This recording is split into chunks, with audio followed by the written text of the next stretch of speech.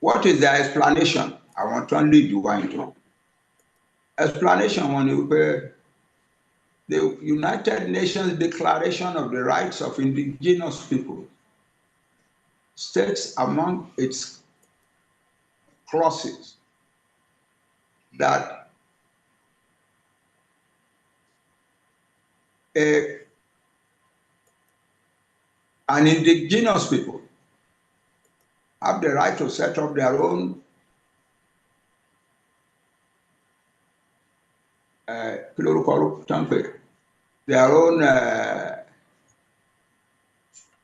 something government and use it for their own economic and cultural promotion.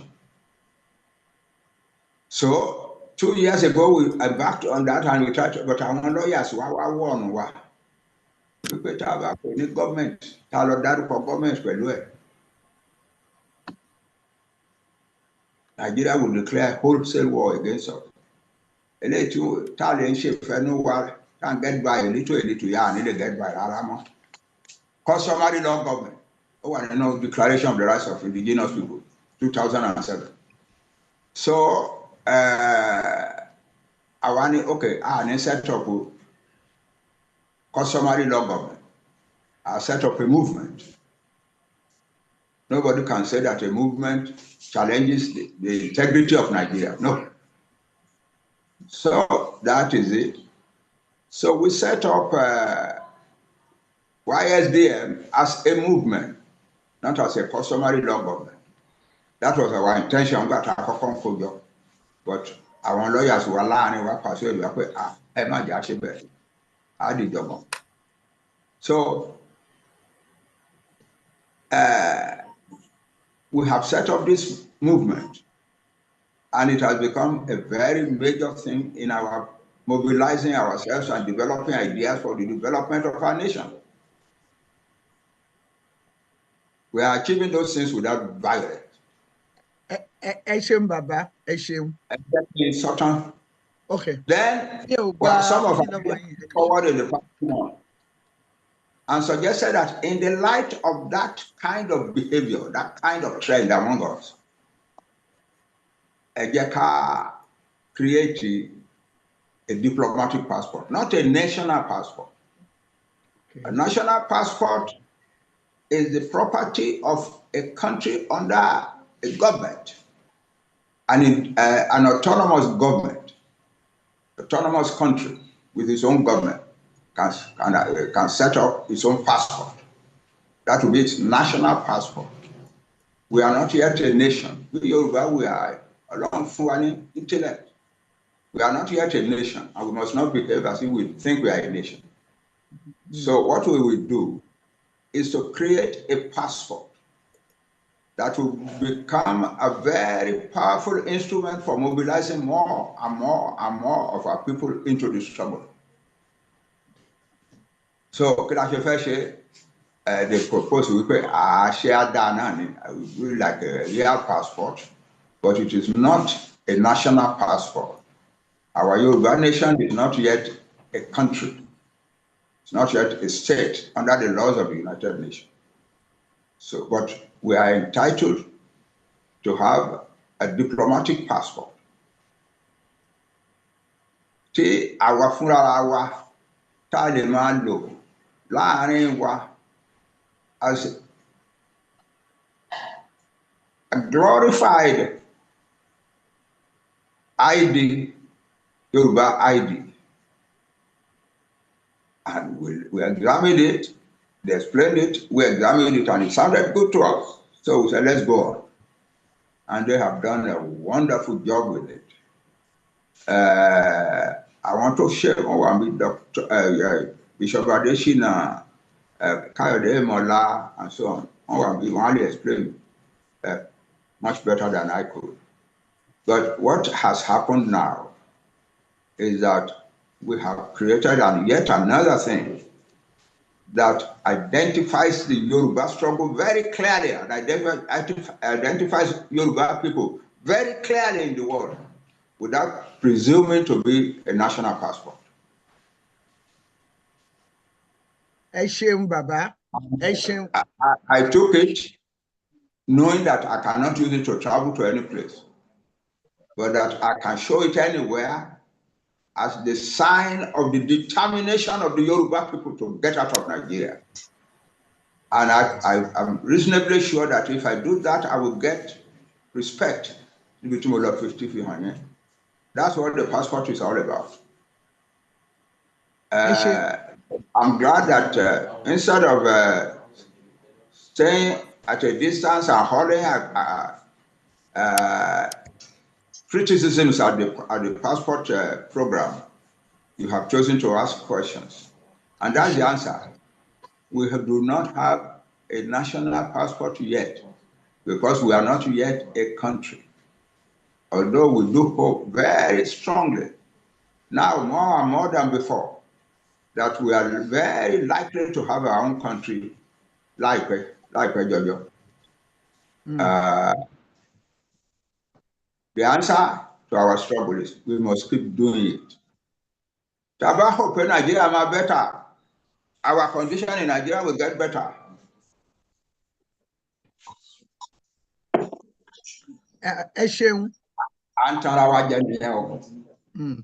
Nigeria cannot get better. Our condition in Nigeria cannot get better. So we do need to get out, to have our own country. And therefore, keep doing the fight.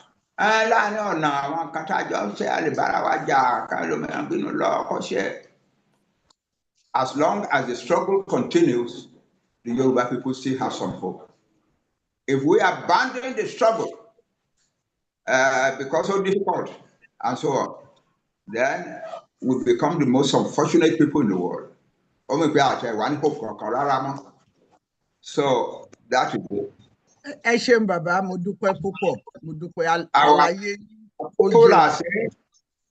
Our people are saying, could there can a country one? They are listening for saying so. We might explain it. Okay. Bóyá àwọn béèrè mi fún yín láǹfààní bàbá láti ṣàlàyé. That's my answer to the question on passport. Pé àti ní ẹ̀ṣẹ̀ a ní ìwé ìrìnnà. It is not yet.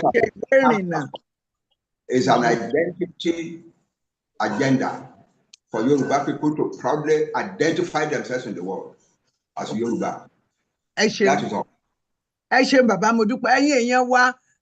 Bàbá ọ̀mọ̀wé Senator Akintoye àwọn ni wọ́n wà pẹ̀lú wa lónìí lórí ètò yín Yorùbá Gbòde níbi tí a ti ń sọ̀rọ̀ nípa ìwé ìrìnnà pásítọ̀tì náà ìwé ìrìnnà náà ni a tú láyé dọ́hùn nígbà tí a máa tú èdè Gẹ̀ẹ́sì tá à ń káròyìn nílé akéde ìwé ìrìnnà náà ni a tú ṣùgbọ́n tó bá ti wá ní dípúlọ́màtì ó tún ti yàtọ̀ ṣùgbọ́n nǹkan kan náà ni bàbá mo rò pé ìdí tí àwọn èèyàn ṣe fẹ́ mọ húlẹ̀húlẹ̀ rẹ̀ ni pé àwọn èèyàn sọ wípé àwọn èèyàn ní gbogbo àwọn ọmọ Yorùbá gbogbo àwọn ọmọ yín pátá wọ́n ń sọ wípé orílẹ̀-èdè ní ìwé ìrìnnà ìbáà ṣe diplomatic ìbáà ṣe traveler ìbáà ṣe diplomatic passport tàbí èyí tí wọ́n kàn pè ní passport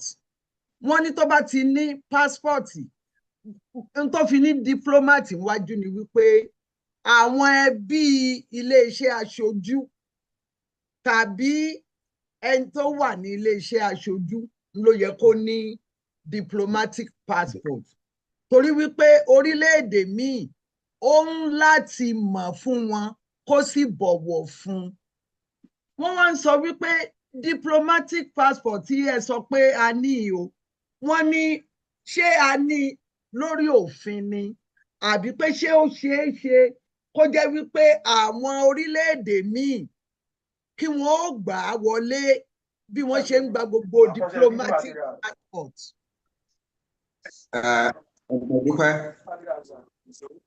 Ara nǹkan tí a máa lò tí a ń lò káàkiri ayé nìyẹn. Ara nǹkan tí a ń lò káàkiri ayé nìyẹn.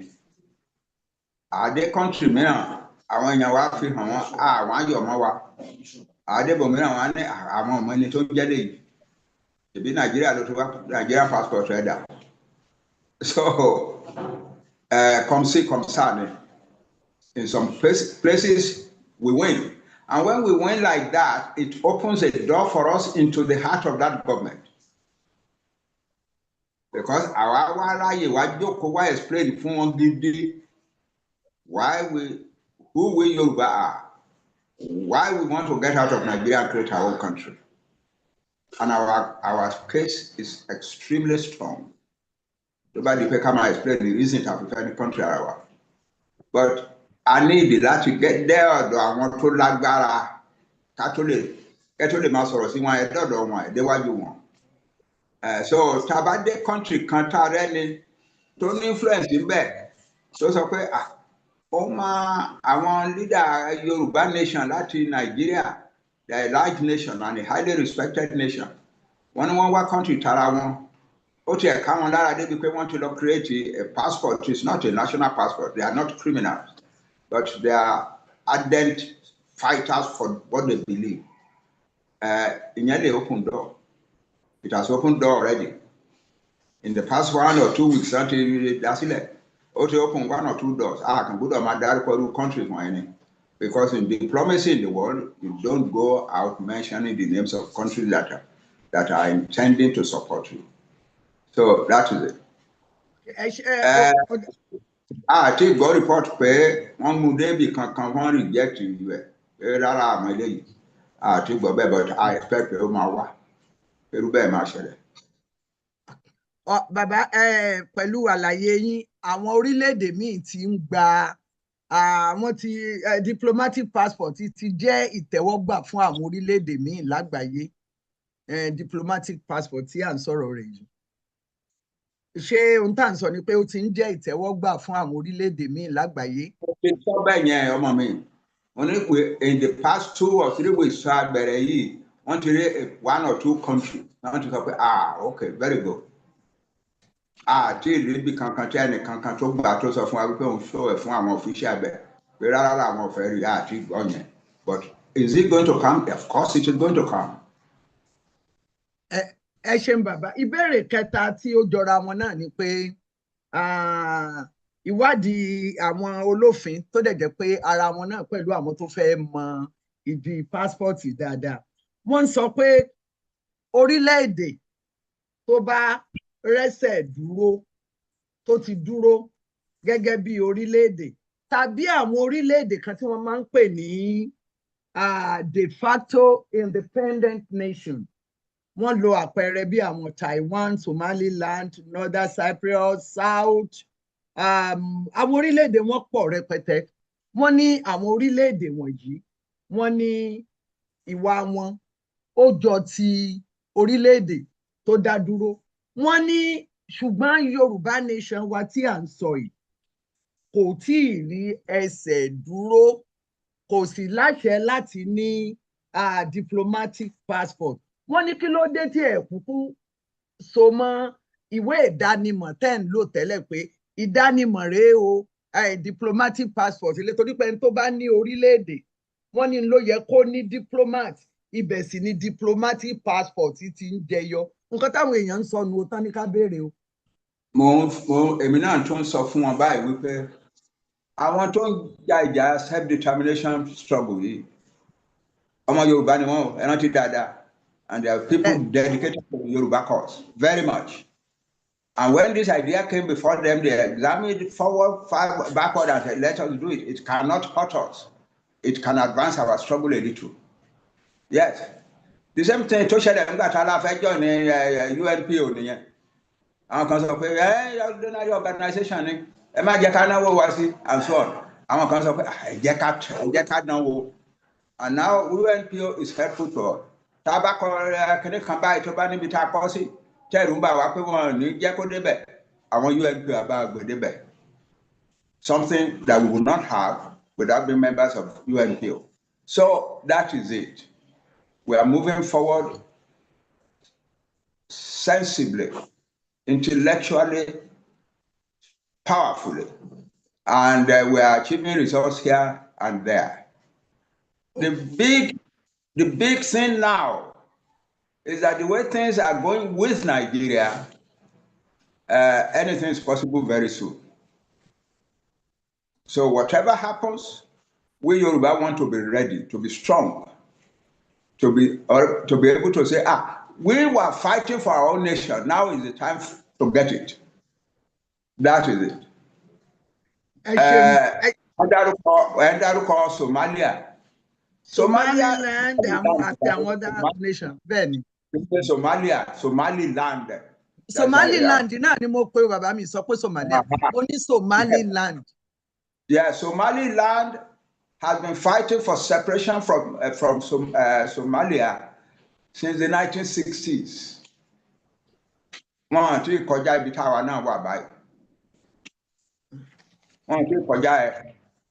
The important thing, a self-respecting nation does not start a program like that and then abandon it midway.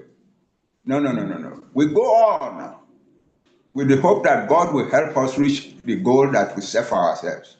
That's all. Ẹ ṣeun. Ìbéèrè kẹta tí táwọn èèyàn tún ń jù sí wa, wọ́n ní Yorùbá nation tí à ń sọ yìí, wọ́n ní kò sí àpẹẹrẹ pé wọ́n ní agbára ìṣàkóso ní agbègbè wọn. Tá a bá mú Ìbàdàn, Èkó, Ọ̀yọ́, Òṣogbo, Abílí, pàápàá lórí ètò ààbò àti ìjọba. Wọ́n ní ǹjẹ́ ó wá ṣeé ṣe kí a fò látorí pé àti ní ìṣàkóso débi wípé à ń gba ìwé ìrìnnà gẹ́gẹ́ bí. Àwọn nǹkan tá a create to the possibility of help to our struggle. Àwọn ẹni wa kó sọnù. Okay, èmi ò tí ì parí ìbéèrè yẹn. The does not behave like that. Okay, ibi tí ìbéèrè mi wá ń lọ ni pé ńgbà tó jẹ́ pé ìwé tí ẹ sọ yìí a lè fi rìnrìn àjò. Tá a bá sì sọ pé passport n tó túmọ̀ sí ni pé ìrìnrìn àjò, ṣùgbọ́n àwa fi diplomacy tiwa. Wọ́n ní ǹjẹ́ ó ṣeé ṣe ká kúkú pè ní diplomatic ID card dípò ká pè ní diplomatic passport tí a lè fi rìn lọ sí orílẹ̀-èdè bíi tá a lè fi kọjá border. That is a suggestion worth considering, but I can tell you nígbà tá à ń discuss here wọ́n rẹ́ni tó sọ yẹn náà. But it's not a bad suggestion. It's not a foolish suggestion. It's a suggestion well worth considering. Yeah. Àwọn èèyàn tún wá kó tó di pé wọ́n lọ sí orí ìbéèrè mi ẹ jẹ́ ń fún àwọn èèyàn ní mo fẹ́ wò bóyá ìwé àwọn tó kọ̀wé tàbí àwọn tó fi tó ẹ̀yin èèyàn mo kí yín pé ẹ káàbọ̀ sórí ètò Yorùbá Gbòde. Bàbá wa mo kí yín ẹ kú ohùn yín ò ní bàjẹ́, àgbà ojú yín dà á máa rí yín bá. Mo fẹ́ fi àsìkò yìí bàbá l'Ógbómọ̀ṣọ́ ǹjẹ́ ẹ ṣe mo rí i pé àwọn èèyàn ti náwó ṣùgbọ́n màá kọ́kọ́ pe bàbá l'Ógbómọ̀ṣọ́ torí amòye ni wọ́n tó bá yẹ pé wọ́n rẹ́dì láti béèrè ìbéèrè tàbí kí n lọ sórí àwọn tí wọ́n náwó sókè. Mo ready. Okay. Ẹ ṣé púpọ̀ lótú. Bàbá mo kí yín lẹ́ẹ̀kan sí ẹ ṣeun gan tí Yorùbá Gbòde tó pè yín tí ẹ sì jẹ́ wa nípè. Ó fi hàn pé olórí tòótọ́ lẹ jẹ́ fún gbogbo ọmọ Yorùbá. Mo mọ̀ pé iṣẹ́ tẹ̀ ń ṣe ẹ ní àtìlẹ́yìn gbogbo ọmọ Yorùbá, ṣùgbọ́n kì í ṣe gbogbo wọn náà ló lè sùn kan kọrí síbì kan náà. Òun ló fa gbogbo tó ń ṣẹlẹ̀ yìí. Kì í ṣe pé àwọn ọmọ yín wọn nífẹ̀ẹ́ sí tẹ́ ń ṣe, ṣùgbọ́n wọ́n fẹ́ tẹ́ bá ṣe nǹkan tán bá gbọ́ ìgbà míì wọn ní lè wá bí pé kí lẹ̀ ń ṣe. Wọ́n á wá síbí wá máa béèrè pé ẹ gbọ́ Yorùbá Gbòde kí ló ń ṣẹlẹ̀ lọ́rọ̀ passport, kí ló ń ṣẹlẹ̀ lọ́rọ̀ èyí. Ìyẹn ló fà á táwa fi sọ pé àwa wá dàbí agbẹnusọ fún wọn. Ìyẹn ni àwa fi wá ní kí ẹ jọ̀ọ́ kẹta fi tọ̀ọ̀tọ̀ pè yín, inú wa sì dùn pé ẹ wá. Àlàyé tẹ́ ẹ ṣe ó yé wa nípa ọ̀rọ̀ passport tẹ́ ẹ ṣe, ó dẹ̀ dùn mọ́ wa. Ṣùgbọ́n nǹkan kan ni wípé nínú àlàyé tẹ́ ẹ ṣe ó dàbí pé ìwé yìí ó fẹ́ jọ ID ju passport lọ bẹ́ẹ̀ ṣe àlàyé ẹ̀ torí and again kò dàbí pé gbogbo èèyàn ló qualify láti gbà á bóyá èmi ni ò dẹ̀ yìí tó ǹjẹ́ gbogbo èèyàn ló lè. láti gbà á o gbogbo ọmọ Yorùbá tó bá fẹ́ gbà á ló lè gbà á o. ok sir ṣé ìbéèrè mi ni wípé tí Yorùbá bá mú dání ní ilẹ̀ Nàìjíríà ṣé kò lè wọ ìjọ̀gbọ̀n àbí níbikíbi ṣé kò lè kóyàn sí yọ́yọ́ tán bá rí lọ́wọ́ èèyàn. ọ̀rọ̀ tí wá gbogbo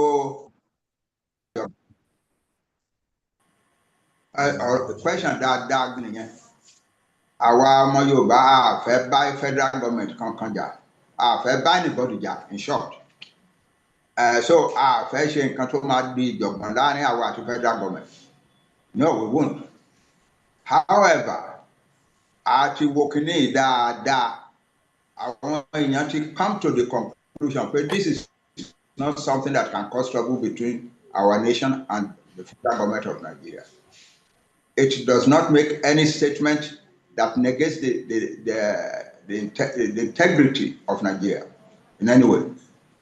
For instance, àwọn èèyàn tó wà ní UNPO, àwọn many countries in UNPO, they are excited. Okay, we will take this and we will go and use it to inform our people at home. Where there is a Yoruba people, not need passport. Although we know that it is not a passport by which you can travel, but it is a sign of determination by your nation, and we applaud it. That's all. That's all. The idea of idea passports on a ID card is not a bad idea, as I said, but I think we have passed that point, and we are not in any trouble with the federal government over it. So báyìí ṣé gbogbo àwa tá wà lórí ètò yìí a lè apply a qualify láti gba passport yìí gẹ́gẹ́ bí ọmọ Yorùbá. Absolutely. Actually àwọn ọmọ tó ń ṣe wọ́n tẹ̀ tún àdé kínní kan sí téèyàn ò bá jẹ́ Yorùbá gidi kò lè rí gbà. Why? Because there is an identification process. So I identify definitively as Yoruba before the passport can be given to you. Mi ò mọ bá ṣe ṣe high technology ni. Èmi bàbá yín mi ò study technology mi ò mọ nípa ẹ̀. But àwọn ọmọ tó ṣe, they assure me wípé tó o bá fill the form pé o fẹ́ gbà tó o bá kì í ṣe Yorùbá gidi kíní kan wà nínú technology wọn yẹn tó máa identify pé o kì í ṣe Yorùbá. Therefore wọn ò ní fún ẹ. It's a thoroughly planned agenda. It's a very thoroughly planned agenda. Bó ṣe wà yìí sà, inú wa dùn sí inú wa dẹ̀ dùn sí àlàyé tẹ́ ń ṣe. Ṣùgbọ́n nípa pé bọ́n ṣe máa gbà yìí, ṣé ẹ̀ pé àwọn òyìnbó ti kó irú pọ̀ mọ́, wọ́n ti kó ẹran pẹ̀lú àgùntàn ní ìlú Nàìjíríà. Tẹ́ bá wò ó sìn, tẹ́ bá lọ sí Gbági ọ̀ tẹ́ lọ sí Èbúté Mẹ́ta tẹ́ lọ ra nǹkan bẹ̀, tẹ́ bá ń bá ẹni tẹ́ ń bá sọ̀rọ̀ Yorùbá tó máa sọ fún ẹ rò pé bóyá wọ́n bí sí ẹ rò pé bóyá ọmọ Ìbàdàn ni àbí ọmọ Òṣogbo bẹ́ẹ̀ bá máa gbórúkọ ilẹ̀ máa gbọ́ Chukwuemeka bó lẹ ṣe fẹ́ yà wọ́n sọ́tọ̀ táwọn yẹn náà ní níwèé ìrìnnà. Àwọn ọmọ wa tó put this program together, they envisaged that and they have planned against it. Ẹni tí Yorùbá kì í ṣe Yorùbá ìbá àjórúkọ Yorùbá kí ni yẹn identify ẹ̀wọ̀n rẹ̀ ní fún olúwa ẹ̀. Ẹ ṣeun bàbá.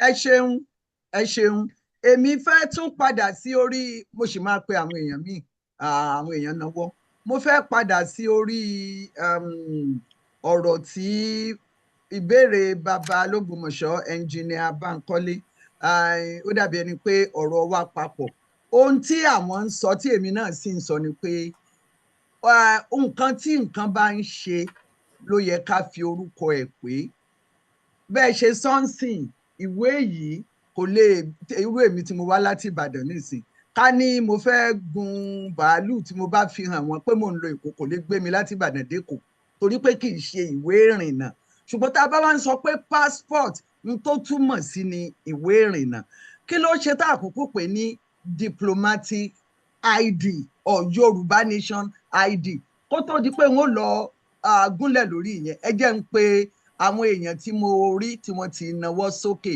alàgbà olóyè lèmi máa ń pè wọ́n Sam Ọláolú Àmọ̀tẹ́kùn ẹ ti wà lójú ọpọ́n ẹ ti wọlé o kí ni ìbéèrè yín sà.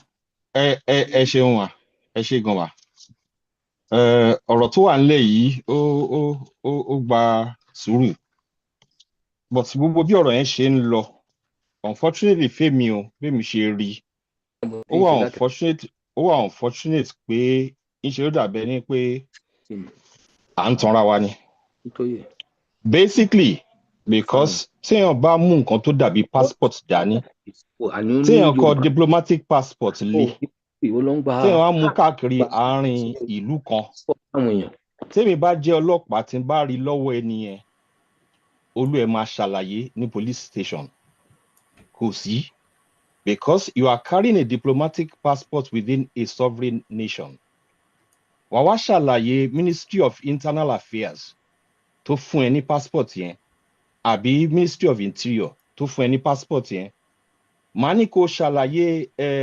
Citizen and Passport Act tó wà nínú Constitution Nigeria tó allow láti gbé passport dání tí ò kì í ṣe ti sovereign nation ìlú tó wà nínú ẹ̀. Now èmi wo fídíò tí wọ́n fi introduce passport sí wa mi ò mórúkọ gentleman tó sọ̀rọ̀ nínú fídíò yẹn ó dẹ̀ sọ categorically pé UN Security Council ti fi òǹtẹ̀ lé. Now this is unfair. This is not the kind of thing tó yẹ ká máa ṣe fúnra wa náà. Báwo ni UN Security Council ṣe máa ẹ má bínú sá bàbá màá ti má ṣe tán bàbá ẹ má bínú ẹ jẹ́ kí n ṣe tán ẹ jọ̀ọ́. Now ẹni yìí sọ pé UN Security Council ti fi òǹtẹ̀ lé àwọn countries kan ní Europe ti máa gbà á àwọn countries kan ní ECOWAS máa gbà á 8 countries ní Asia máa gbà á meanwhile bàbá ń sọ fún ayé ìbà yẹn sìn kí pé kì í ṣe ìwé ìrìnnà. I think it is completely unfair wípé ká máa mislead ọmọ Yorùbá. There are ways tá lè fi kó àwọn èèyàn jọ kán support ìrìn àjò yìí. Ó yẹ ká regret wípé a jẹ́ kó bọ́ lọ́wọ́ wa in the first place ó lulẹ̀ in the first place. But ọgbọ́n la máa wá ọgbọ́n tó yàtọ̀ sí ètekéte la máa wá láti fi kọ́ ọmọ Yorùbá jọ. We have to do things in all honesty. What we are doing right here is so dishonest. It is so unfair. Ṣé a fẹ́ máa ta passport yìí nísìnyí ni?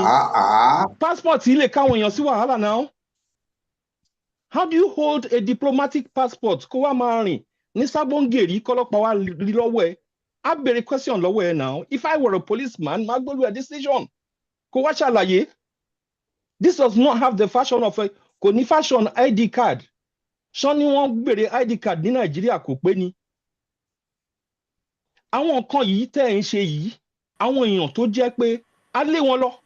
People who can sit down and Dr. Wunmi a lé lọ. Professor Kila a lé lọ. Baba Jagun Tọ́lá Adéní a lé lọ. There's so many people tó jẹ́ pé tán bá jókòó ta and respect wọn ta fún wọn respect ta support wọn a máa ti kọjá bí ta wà lọ́wọ́lọ́wọ́ yìí. A lè má ti gba Yorùbá nation o but èrò á ti pọ̀ nídìí ọ̀rọ̀ yìí. Ọ̀rọ̀ Yorùbá nation kò lérò lẹ́yìn kò dẹ̀ lérò lórí. Ẹ jọ̀ọ́ mo máa wọ́n gbọ́n láti máa sọ fún wa pé wọ́n deliver ẹ̀ sí Benin Republic fún governor's office ní Benin Republic. Nǹkan tó jẹ́ passport ti Yorùbá nation as it is purported. Báwo ló ṣe jẹ́. Nǹkan tí wọ́n sọ ni yóò bàbá wa. Wọ́n tún wá sọ fún wa pé a máa require affidavit kó tó dípa lè lò ó wà lórí YouTube èmi ti download ẹ̀. So kí ni affidavit ní okay. Bá ní ọdún ṣe ẹ̀yin ò lọ́wọ́ sí rárá fine agbègbè wa a lè sùn kámọ́rú síbi kan náà but àwọn tó bá ṣe alọ́wọ́ ti dáadáa alọ́wọ́ ti dáadáa alọ́wọ́ sí lọ́nà tó tọ́ àti ọ̀nà tó yẹ. mo rò pé carry ọmọ Yorùbá nation papọ̀ in all honesty, in all fairness. Not wípé ká máa tàn wọ́n pẹ̀lú àwọn arrangements tí ò lè work, tí ò work, tó dàbí ẹ̀tàn. How do you know not to work?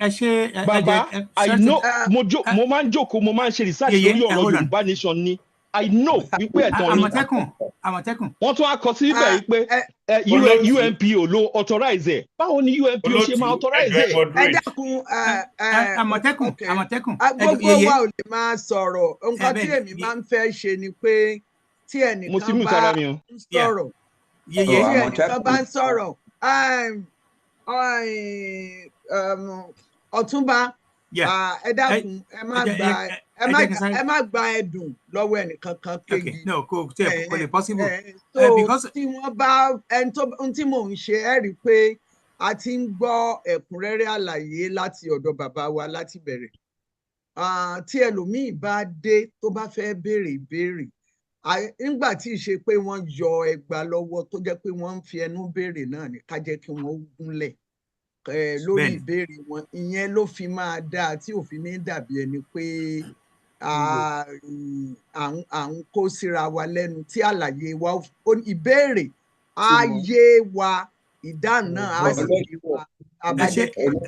Ẹ ṣe yèyé ẹ jọ announcement hold on sir, ẹ jẹ́ ká fi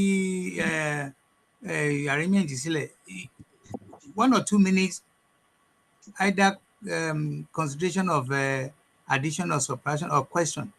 Ẹ jọ̀ọ́ ẹ má jẹ́ ká sọ di bákan. Tẹ́ bá ti béèrè question.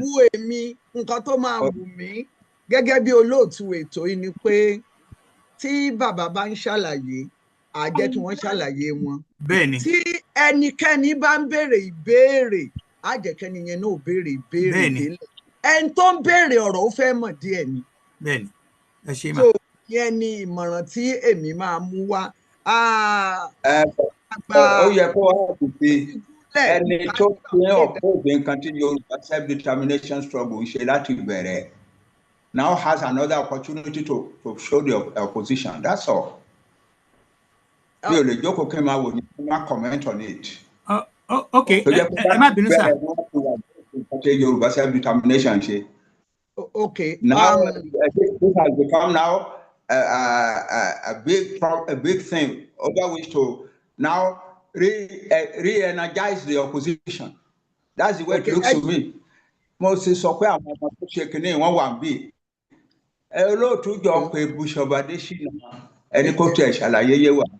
Mo sọ fún yín láti bẹ̀rẹ̀ pé àwọn ọmọ tó ṣe wọ́n mọ̀ nípa ìlú èmi lọ. Ẹ jẹ́ ká gba àwọn ìbéèrè míì sí, torí pé àwọn èèyàn náwó wọ́n sì mọ̀ pé bàbá àwọn làwọn fẹ́ wá pàdé láti béèrè ìbéèrè.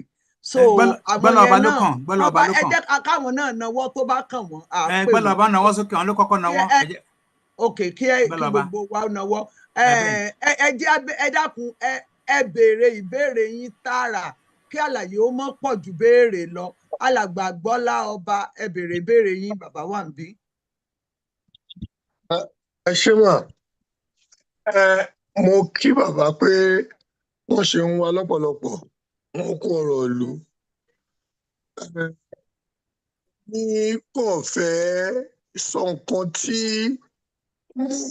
mo wà part of ni, bóyá tí bàbá bá padà sílé ní ọ̀dọ̀ àwọn tó mú àìdíà passport yẹn wá, bóyá bàbá lè share experience tèmi, first hand experience.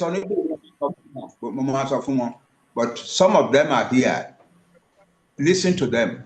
But as far as explaining to them what I have met here, I will explain fully to them.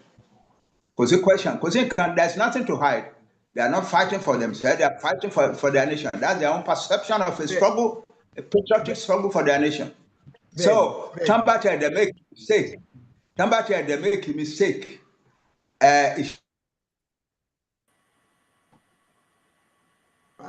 I should handle one yard, so you can't treat one big player. Dishonest for what? Dishonest for what? Dishonest over what? ṣeun bàbá. ẹ jẹ́ kí Gbọ́lábá bá sọ̀rọ̀ tán ẹ jẹ́ kí Gbọ́lábá béèrè question ẹ̀. ẹ parí ìbéèrè yín tàbí àlàyé ọ̀rẹ́ bá. Jẹ́ mo ní ìwọ̀nba journalism. Mo sọ níbẹ̀, I am tired. Baba Olotu, yes, sir. I told you at the very beginning that I am very tired tonight and that I won't be staying long on this program. Ìdí ẹ̀ nìyẹn tí mo fi sọ pé àwọn ọmọ tó ṣe kìíní yẹn tán lè dáhùn bẹ́tà ju èmi lọ, wọ́n wà láàárín wa. What is wrong with calling them and asking them to back up what I have said? Yeye, can I speak? Yeye, just 1 second. Baba, that's fine. Direct see, I believe Bishop Additional Ati, who's the second person. Yeah. Baba has opened the floor. Whoever want to ask question, ask. I want to make it on win. So the question now goes to. No. You are still going to go ahead and ask. This is tí mi ò fi bẹ́ẹ̀ faramọ́ ni pé ọ̀pọ̀ irú kó wá ba ọbẹ̀ jẹ́. Ẹ jẹ́ kí kán béèrè ìbéèrè, tán bá béèrè ìbéèrè bàbá lè pe ẹni tó máa dáhùn. Exactly. Torí pé nígbà tá à ń kéde tó bá pé mo mọ̀ pé there are other people kó mọ́ dàbí ẹni pé a dalẹ̀ àwọn èèyàn a ní bàbá ń bọ̀ wá gẹ́gẹ́ bí àlejò àwa ní jẹ́ kí bàbá sọ̀rọ̀ á máa pe ẹlòmíì. So alàgbà Gbọ́lá ẹ béèrè ìbéèrè yín tí bàbá bá ní láti pe direct ẹnìkan wá sọ fún mi ẹni tó fẹ́ kí n pè. Bẹ́ẹ̀ni. Okay, if Bishop Adesina is there, please stand out and explain this whole thing to your people.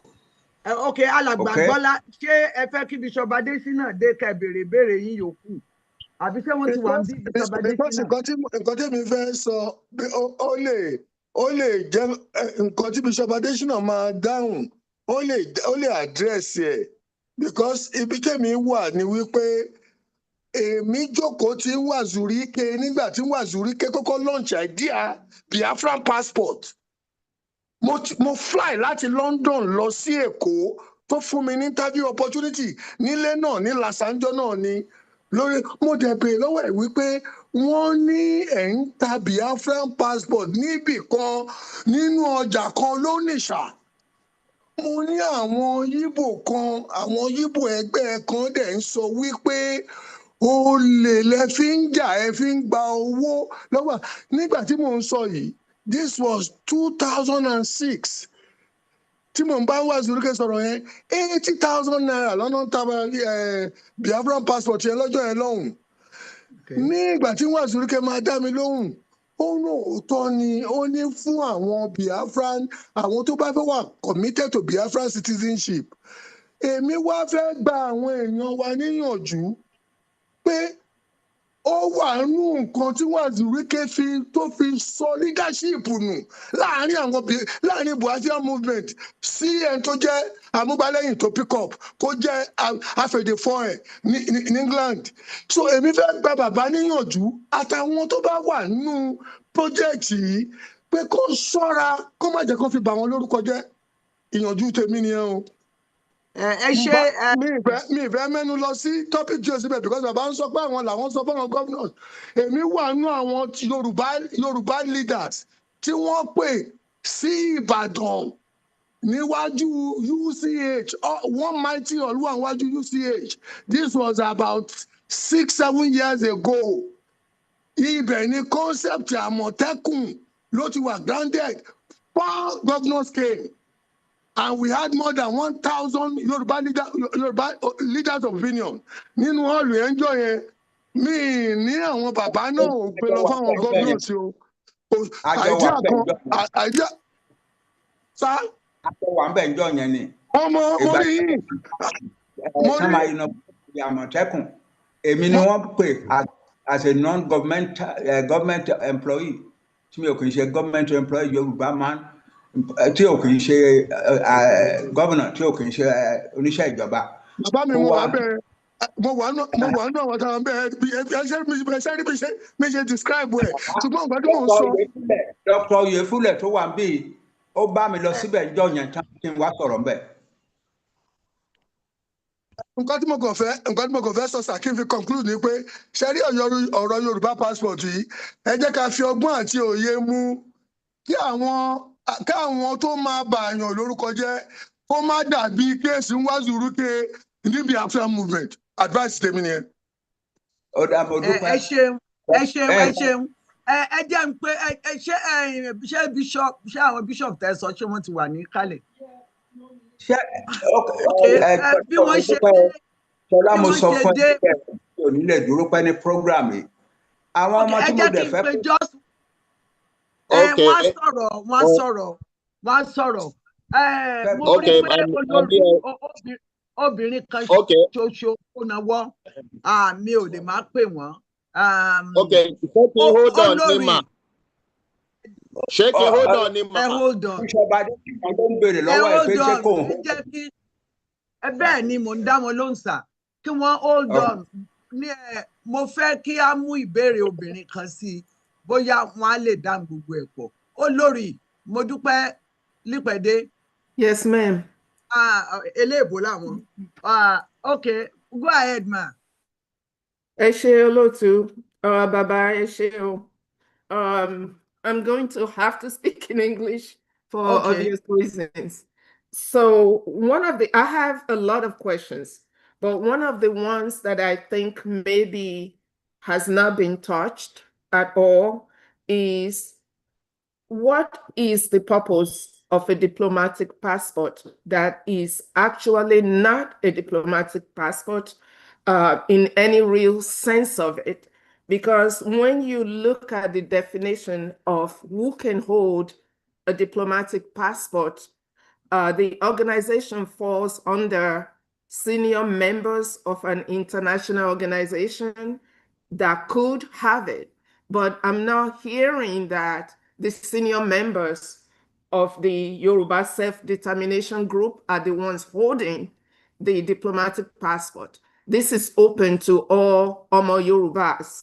So it's a bit confusing that there is a document that is being called a diplomatic passport that you cannot actually use to travel. So if you could address that, sir. Okay. So Bishop Adeshina, do you want to answer? Yes, ma. Yes, ma. Thank you very much. How much is the passport too? No, don't talk about price now, ma. Let me explain. I've been listening to a lot of things, ma. Mo kí gbogbo wa o, mo kí gbogbo ọmọ Yorùbá pátápátá. Inú mi dùn láti wà pẹ̀lú yín. Orílẹ̀-èdè Yorùbá tí a lépa á tẹ̀ wá lọ́wọ́. Now, àwa ọmọ Yorùbá mo fẹ́ kí a jẹ́ onísùúrù àti aláròjinlẹ̀. Ká má máa dédé gbé gbogbo nǹkan ní wàjówàjó tàbí ìtara. Ká máa ṣe ìwádìí tàbí ìbéèrè pẹ̀lú ìrẹ̀lẹ̀. Brother mi tí ó sọ̀rọ̀ tí bàbá wa provoke lẹ́ẹ̀kan, and I believe that my brother is a media man also. Gbogbo ohun tí ó sọ pátápátá is misconception. Even though one now wọ́n download the video and one listen, what you hear, it may be nítorí Yorùbá nation kó oríṣiríṣi èrò. Àwọn tí ò tiẹ̀ mọ̀ nípa media gan, they join through the YouTube and become a media. Now, mo rí àwọn fídíò kan táwọn ẹlòmíì gan ní pé United Nations has granted our this thing, àwọn míì ní UNP has granted. All these are just media tags that they use to promote their own media. United Nations did not say they are the one that they did not approve passport for us. Okay. UNPO did not say they approve passports for us. I will explain for you. Now, under United Nations law, every member member state under UNPO. They are not sovereign state. Member state of UNPO have the right for their national identity. United Nations law state that. And United Nations sọ ni wípé they should not write United Nations on it. Simply because if you put United Nations on it, either you call it diplomatic or you call it just passport, what you are now saying is that you are a sovereign state and you want to come to United Nations conference. That's what you are saying if you put United Nations on it. So if you look at the document, it is our document, Yoruba Nation document. It is not given to us by United Nations. It is not the UNPO to give it to us. Iṣẹ́ UNPO is to facilitate and guide us whatever we are doing to make sure that it is in line with international law. That's the job of UNPO. It's not that there is a one power they have over us. Neither did United Nations did not have one power over any sovereign state. They can only negotiate with them on issues. So these are rumors of professional medias, and I believe that when we see things like that, we should know these are social medias. We should find it out personally, and we should not take things personally. Me like if brother me she provoke Baba ti on dagba, and if Baba is your father, exactly, I believe you will talk to him like that. So that's what I just want to say concerning my brother. Now, if you want to go on an insult bout, then we can do that. But Omolua, no, that was you've just sent a series of insults towards me. Okay, I am passionate, but I'm not abusive. Not an insult. I'm passionate, but not abusive. I'm sorry, Baba was provoked by Dodo's statement. Èmi rò pé ẹ dákun Bishop ntí ò bá ojú gbogbo wa la wà níbí. Bàbá mi ni bàbá bí bàbá ṣe jẹ́ bàbá yín. And ọ̀rọ̀ ẹnu kọ́ ẹ máa gbọ́ ọ̀rọ̀ ẹnu kọ́ èmi ò ń ṣe oníròyìn àná. Èmi ò ń ṣe àwọn tó bẹ̀rẹ̀ iṣẹ́ yìí nítorí pé Yorùbá Nation dé. I've been broadcasting since 1977. The first one. So èmi ò irú mi ò lè jókòó sórí program kan máa insult Baba. He did not. Very congratulations. Well done. He was passionate. He was passionate, but he did not. It's nobody's going to insult Baba in my presence. It won't happen. Now, lórí ọ̀rọ̀ passport, we have the right to have our national identity, even though we are not sovereign state. You can Google that on UN documents or whatever. Apart from Yoruba Nation or YSDM or anything, they want to make it available. Mo fẹ́ sọ bí pé àfòkò kan péye méjì ni. It's serving as our indigenous.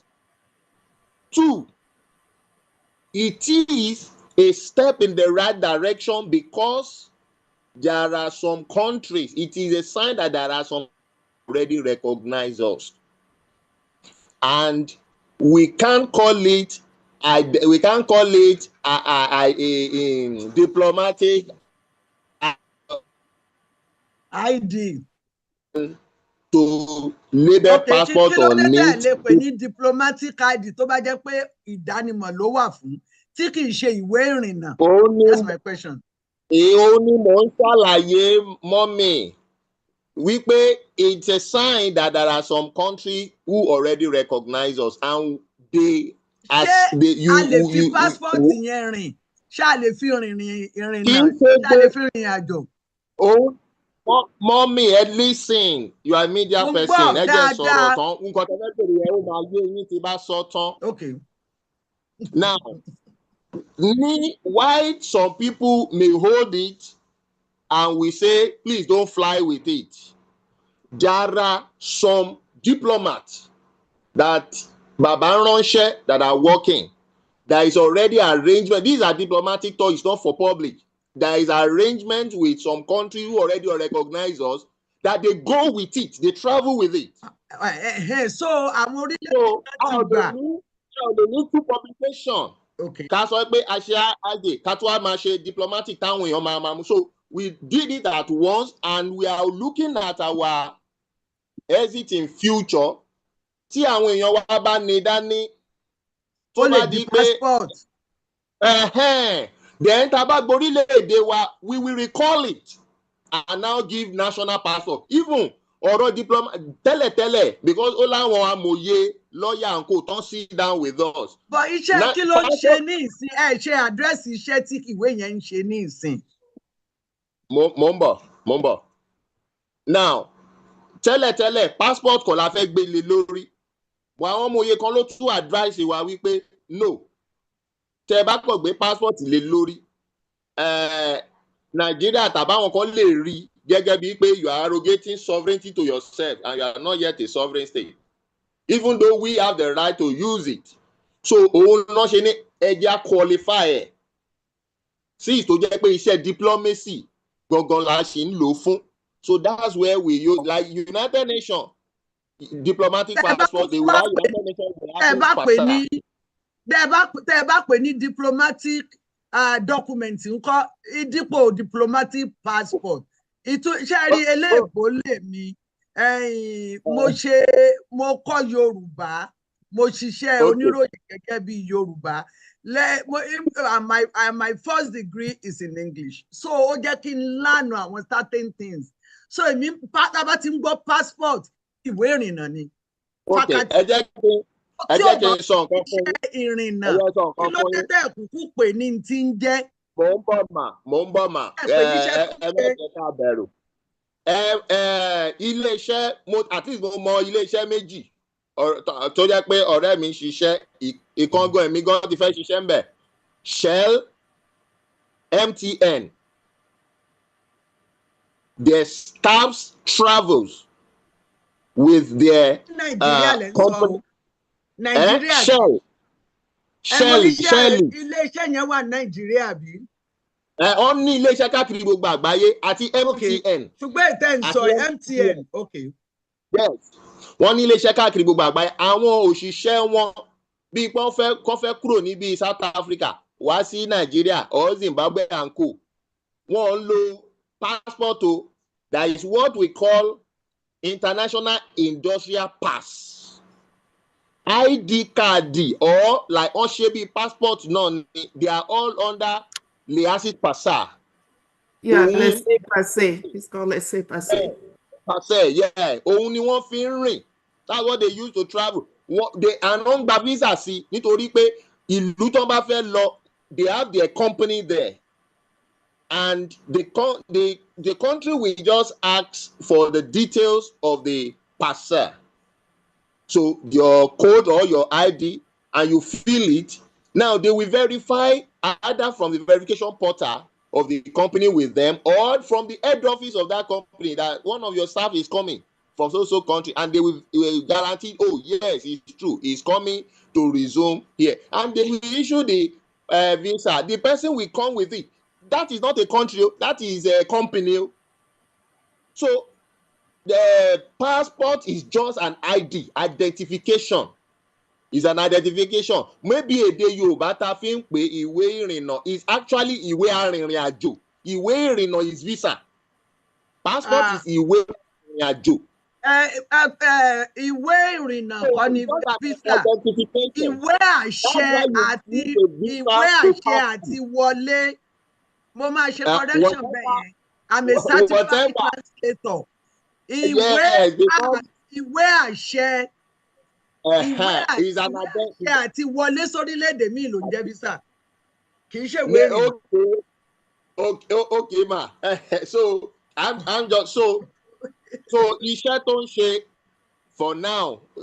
Mọ́mi wa iṣẹ́ tó ń ṣe for now is legit. It is not a deceit. It has a verification portal.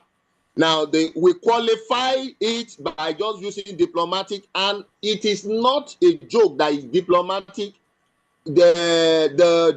diplomats that are using it. Ẹ jẹ́ kí There is special arrangement for ẹ them. jẹ́ kí n wọlé bishop ẹ jẹ́ kí n wọlé ẹ jẹ́ kí n. Ká ẹ tó wọlé ẹ dákun àìdá èmi àbí kìíní ẹ dákun tí ẹ farabalẹ̀ because gbogbo nǹkan tá a fẹ́ gbọ́ gbogbo nǹkan tó wà nídìí ọ̀rọ̀ yìí òní bishop ti ń sọ àlàyé wọn dẹ̀kun mo rò pé wọ́n qualify dáadáa láti ṣojú bàbá mo dẹ̀ appreciate effort wọn. Now nǹkan tí mo fẹ́ béèrè lọ́wọ́ yín bishop ni pé nígbà tí àwọn amòfin tí wọ́n ń bá wa ṣe ìwádìí tí wọ́n ń bá wa sọ̀rọ̀ wọ́n jẹ́ kó yé wa wípé ìwé yìí ó ṣeé ṣe wọ́n ní ẹni tá a fẹ́ àlòrán agídí ni gbogbo àwọn múfúmẹ́ǹtì wa ń ṣe ká lè bá àrídìí jókòó ní Nàìjíríà torí ìjọba Nàìjíríà ò fẹ́ kẹ́ ẹ ṣe múfúmẹ́ǹtì pé fẹ́ dá dúró. Wọ́n ní ó ṣeé ṣe torí bí kinní ṣe rí ó ṣeé ṣe kí wọ́n fi ẹ̀sùn treasonable felony kan àwọn èèyàn lórí eléyìí. Ǹjẹ́ ẹ ti ṣèwádìí? Wọ́n nítorí nǹkan tí orílẹ̀-èdè tó bá dá dúró tó ń ṣe lẹ̀ ń ṣe ẹ sì ṣe orílẹ̀-èdè tó dá dúró. Mo fẹ́ kẹ́ àdírẹ́sì yẹn ẹ mọ reason tí mo fi fẹ́ kẹ́ ẹ máa gbọ́ ohun tí mo fi fẹ́ kẹ́ àdírẹ́sì ẹ̀ dáadáa. Ọmọ ọlọ́mọ ó ṣe é rán níṣẹ́ dé tòrutòru. Àwọn tí onítìrí àbónídìrí àwọn tí wọ́n tì sẹ́wọ̀n bíi 20 àwọn kan ṣì wà ń bẹ̀. Bó o ní ìwé yìí ó ṣe ní ti ọmọ Yorùbá tó nífẹ̀ẹ́ Yorùbá nation bó o ní ìwé yìí ó ṣe ní gbé lọ sátìmọ́lé ìyẹn mo fẹ́ kẹ́ ẹ ṣe mà. Now mo ṣàlàyé lẹ́ẹ̀kan mo ní wípé under United Nations law we have the right for our national identity. So there is nothing like treasonable felony there because Nigeria domesticates United Nations law. It's an international law. National identity. National passport. Sorry. National passport. Sorry. It was stated clearly, national passport, but they said don't put United Nations on it because you are not a sovereign state. But national passport, Yoruba nation, the nation, we are not a nation yet. So why are we having national passport? Mommy, listen. Daddy. Under United Nations article stated to UNPO, your member states has the right to have their own national passport, but should not put United Nations on it because they are not a sovereign state. But is that a national passport? Is that a national passport? Sherry, Ofin,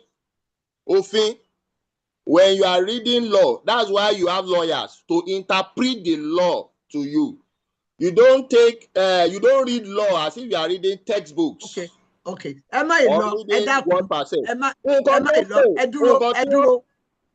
dúró. Ìlọ mò ń sọ̀rọ̀ lọ́wọ́ ni. Ẹ fẹ́ sọ̀rọ̀, okay. Okay, ẹnì ṣó. Ẹ parí ọ̀rọ̀ yẹn. Ohun tí wọ́n pè ní national passport yẹn is your indigenous or identity passport, your own people. Because one more we pay you are national passport in that story as in Nigerian passport, as in Nigerian passport or in Yoruba nation passport. National as in Yoruba nation passport. Is Yoruba nation a nation yet? Mommy, Mommy, you can't receive is Yoruba nation a nation? Èmi fẹ́ kó yé àwọn èèyàn. Nation, we are already a nation. What we don't have is our sovereignty. Nation, what we don't have is any division. We have the right to identity. Why are we going to have national passport? Any so, Mommy, we are already a nation. Even before Nigeria came into existence. We know that, but did we have national passport? Okay. Okay, then Emma Bo, there's something to sọ wípé ẹnìkan ló interrupt yín ẹnìkan ẹn tó ń sọ̀rọ̀ lábẹ́nú it shouldn't be talking because àti ìpè wọn tá a bá pè wọn kan ẹ̀yin lẹ wà lójú ọpọ́n ẹ̀yin kẹ́ máa ṣàlàyé fún wa kó lè bá yé gbogbo wa. All right. So number 1, international law section 1 talks about human rights and respect, equal right before the law. It doesn't matter where you are, either in a nation or another nation, or you are sovereignty or you are not a sovereign state. Equal right before the law. Now, section 1 subsection 2 talks about the immunity to grant reciprocal respect, reciprocal honor for every human being. It doesn't matter if you are a sovereign state. It doesn't matter if you are not a sovereign state. So far, you have your identity and your language. The international law is the section 3 talks about self-determination. Now, that self-determination any ọ̀pọ̀lọpọ̀ wa ń pariwo la mọ̀ jù. Go further from there. There are many other international laws to explore, in which UNPO responsibility is to sensitize us, guide us, and take them. Money, we have right. We are not a sovereign state. We have right to have our own passport. But the of our people to use that passport is what we are managing. That's why we say you that are in don't fly with it. Keep it as your national or Yoruba identity. Ama lo tó bá yá, just take it. Now, tí o bá wà orílẹ̀-èdè kan tó jẹ́ pé wọ́n ń búlì ẹ nítorí ojú ọmọ Nàìjíríà ń bẹ. A ò mọ̀ bóyá orílẹ̀-èdè ẹ jẹ́ orílẹ̀-èdè tó nífẹ̀ẹ́ sí Yorùbá, ó lè mú un jáde. The country will seize you, and with the immunity right that is on it, they will respect you. One forward when they will separate you. So that's why we say don't fly with it. But I want to fly pẹ̀lú ẹ̀ wà. They are diplomats working directly for Baba Akintoye, sending them to already country that already recognize us. So these things are things. There is already arrangement before you go. Bishop, all right. Bishop, you have to. This thing is put out to create more frontiers to create more frontiers for country to country. Because if it's not flagged out, more country will not know, and we don't have power. The Yoruba nation did not have power to send people everywhere for Yes. Bishop Adesina. Bishop Adesina. Yes, ma'am. Ẹ ti ṣiṣẹ́ gan àlàyé yín kún. Ṣé rí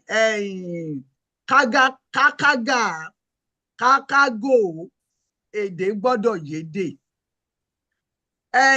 Ìgbà míì ó lè jẹ́ pé tiyín náà là ń sọ, tiyín náà là ń ṣe, ṣùgbọ́n àìfẹ̀lẹ̀kébòsí kò ní ṣe é jó. Àwa mọ̀ wípé wọn ò fẹ́ nílùú òǹdarin, ó ń láti ṣọ́ra bó ṣe kọrin, ohùn rẹ̀ gbọ́dọ̀ dùn, orin tó dà náà gbọ́dọ̀ dùn, bí bẹ́ẹ̀ kọ́ ò ní rẹ́ni gbé. Bí Yorùbá ṣe wà, especially ẹ̀yin oní Yorùbá nation bẹ́ẹ̀ ṣe wà nìyẹn. A diplomatic passport, ẹ máa gbọ́, is a special type of passport issued to individuals who are traveling abroad on official business. The authority to issue this passport typically rests with the national government and is specifically through the Ministry of Foreign Affairs or Department of State. Then another question, who is qualified to issue a diplomatic passport? National government authority. or designated government agencies, Ministry of Foreign Affairs, MOFA, Department of State in the United States, Passport Office under a Foreign Affairs Department in countries like India or the UK. Gẹ́gẹ́ bí mo ṣe sọ, àwọn tó bá gba passport lọ́wọ́ yín, tí wọ́n bá mú wọn, àwọn ìbéèrè tí wọ́n ó béèrè lọ́wọ́ wọn nìyí. Tí wọ́n bá wá rẹ́ni gbèjà wọn, tí wọ́n bá mú wọn, ariwo yín náà máa pa káàkiri. Àwọn tí onítìrí tì mọ́lé, wọ́n ṣì wà bẹ́ẹ̀. Mọ́mì. Bishop ẹ jẹ́ kí n wọlé. Mọ́mì. Ẹ máa dá lóhùn sí ibi tí a bá ní ìmọ̀dé làbìyàn máa ń ronú dé. United Nations diplomatic passport. It doesn't. Passport is passport. Qualification ni pé this one is diplomatic. This one is industrial. This one is what you are talking about is already sovereign state document. It doesn't. It's not a de facto on all passports. If we have right to our passport, even though we are not a sovereign state, we can decide which one of our own will be diplomatic. I can take more questions, please. I don't know. We are going to take more questions. So far, we did not put United Nations on it. We didn't say United Nations that give us. We didn't say it's UNPO that only one bill. Mọ́mí Ṣọlá o, ṣé rí ọ̀rọ̀ diplomatic yẹn ló dàbẹ́ ni pé ó rú ọ̀pọ̀lọpọ̀ lójú. Diplomatic passport yẹn ló rú yẹn lójú o.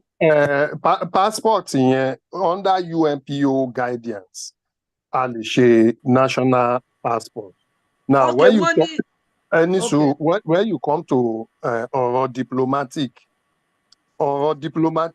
it's not for everybody. It is people who are in government. Now, as a Yoruba nation self-determination struggle, they issue passports. Now, Tabatele guidance UNPO, yes, we can do it. Can we use that passport to travel? We cannot claim a passport Itabashi, then you can use it to travel. Okay. However, in law, there are things you call precedents, and then you look at guidance. Gẹ́gẹ́ bí bàbá ṣe sọ̀rọ̀ lẹ́ẹ̀kan, there is no blueprint of self-determination, and then you look at nations totally go through the same process that we are going through.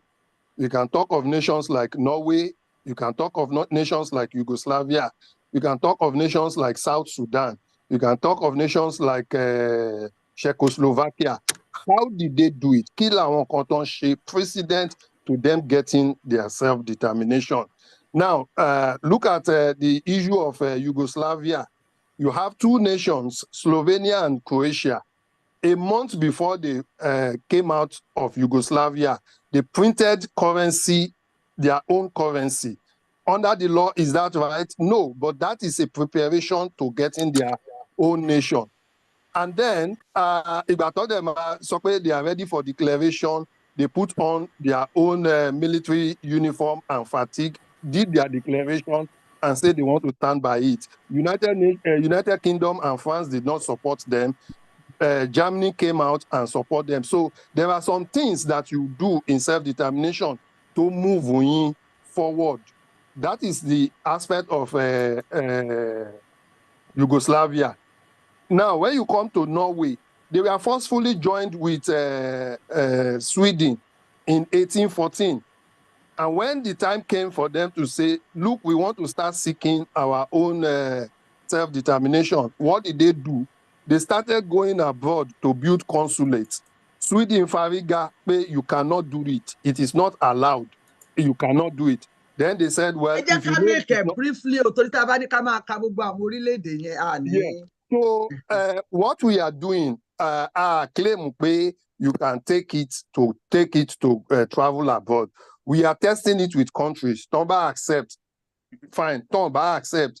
Awa o le sọ fún àwọn ọmọ Yorùbá pé Yorùbá nation ti dá dúró. Ó yá ẹ wá gba passport ẹ fi máa travel. ẹ ṣeun Yeah, ẹ ṣe that ẹ is dúró not what ẹ this jẹ́ kí n exercise is ka all about. eléyìí sí yín létí bóyá ńgbà tẹ́ bá ń ṣe ìpàdé tàbí tí ẹ bá ń tẹ̀síwájú á lè wúlò. Yes, a United Nations passport is different from a diplomatic passport. In fact, it's not technically a passport.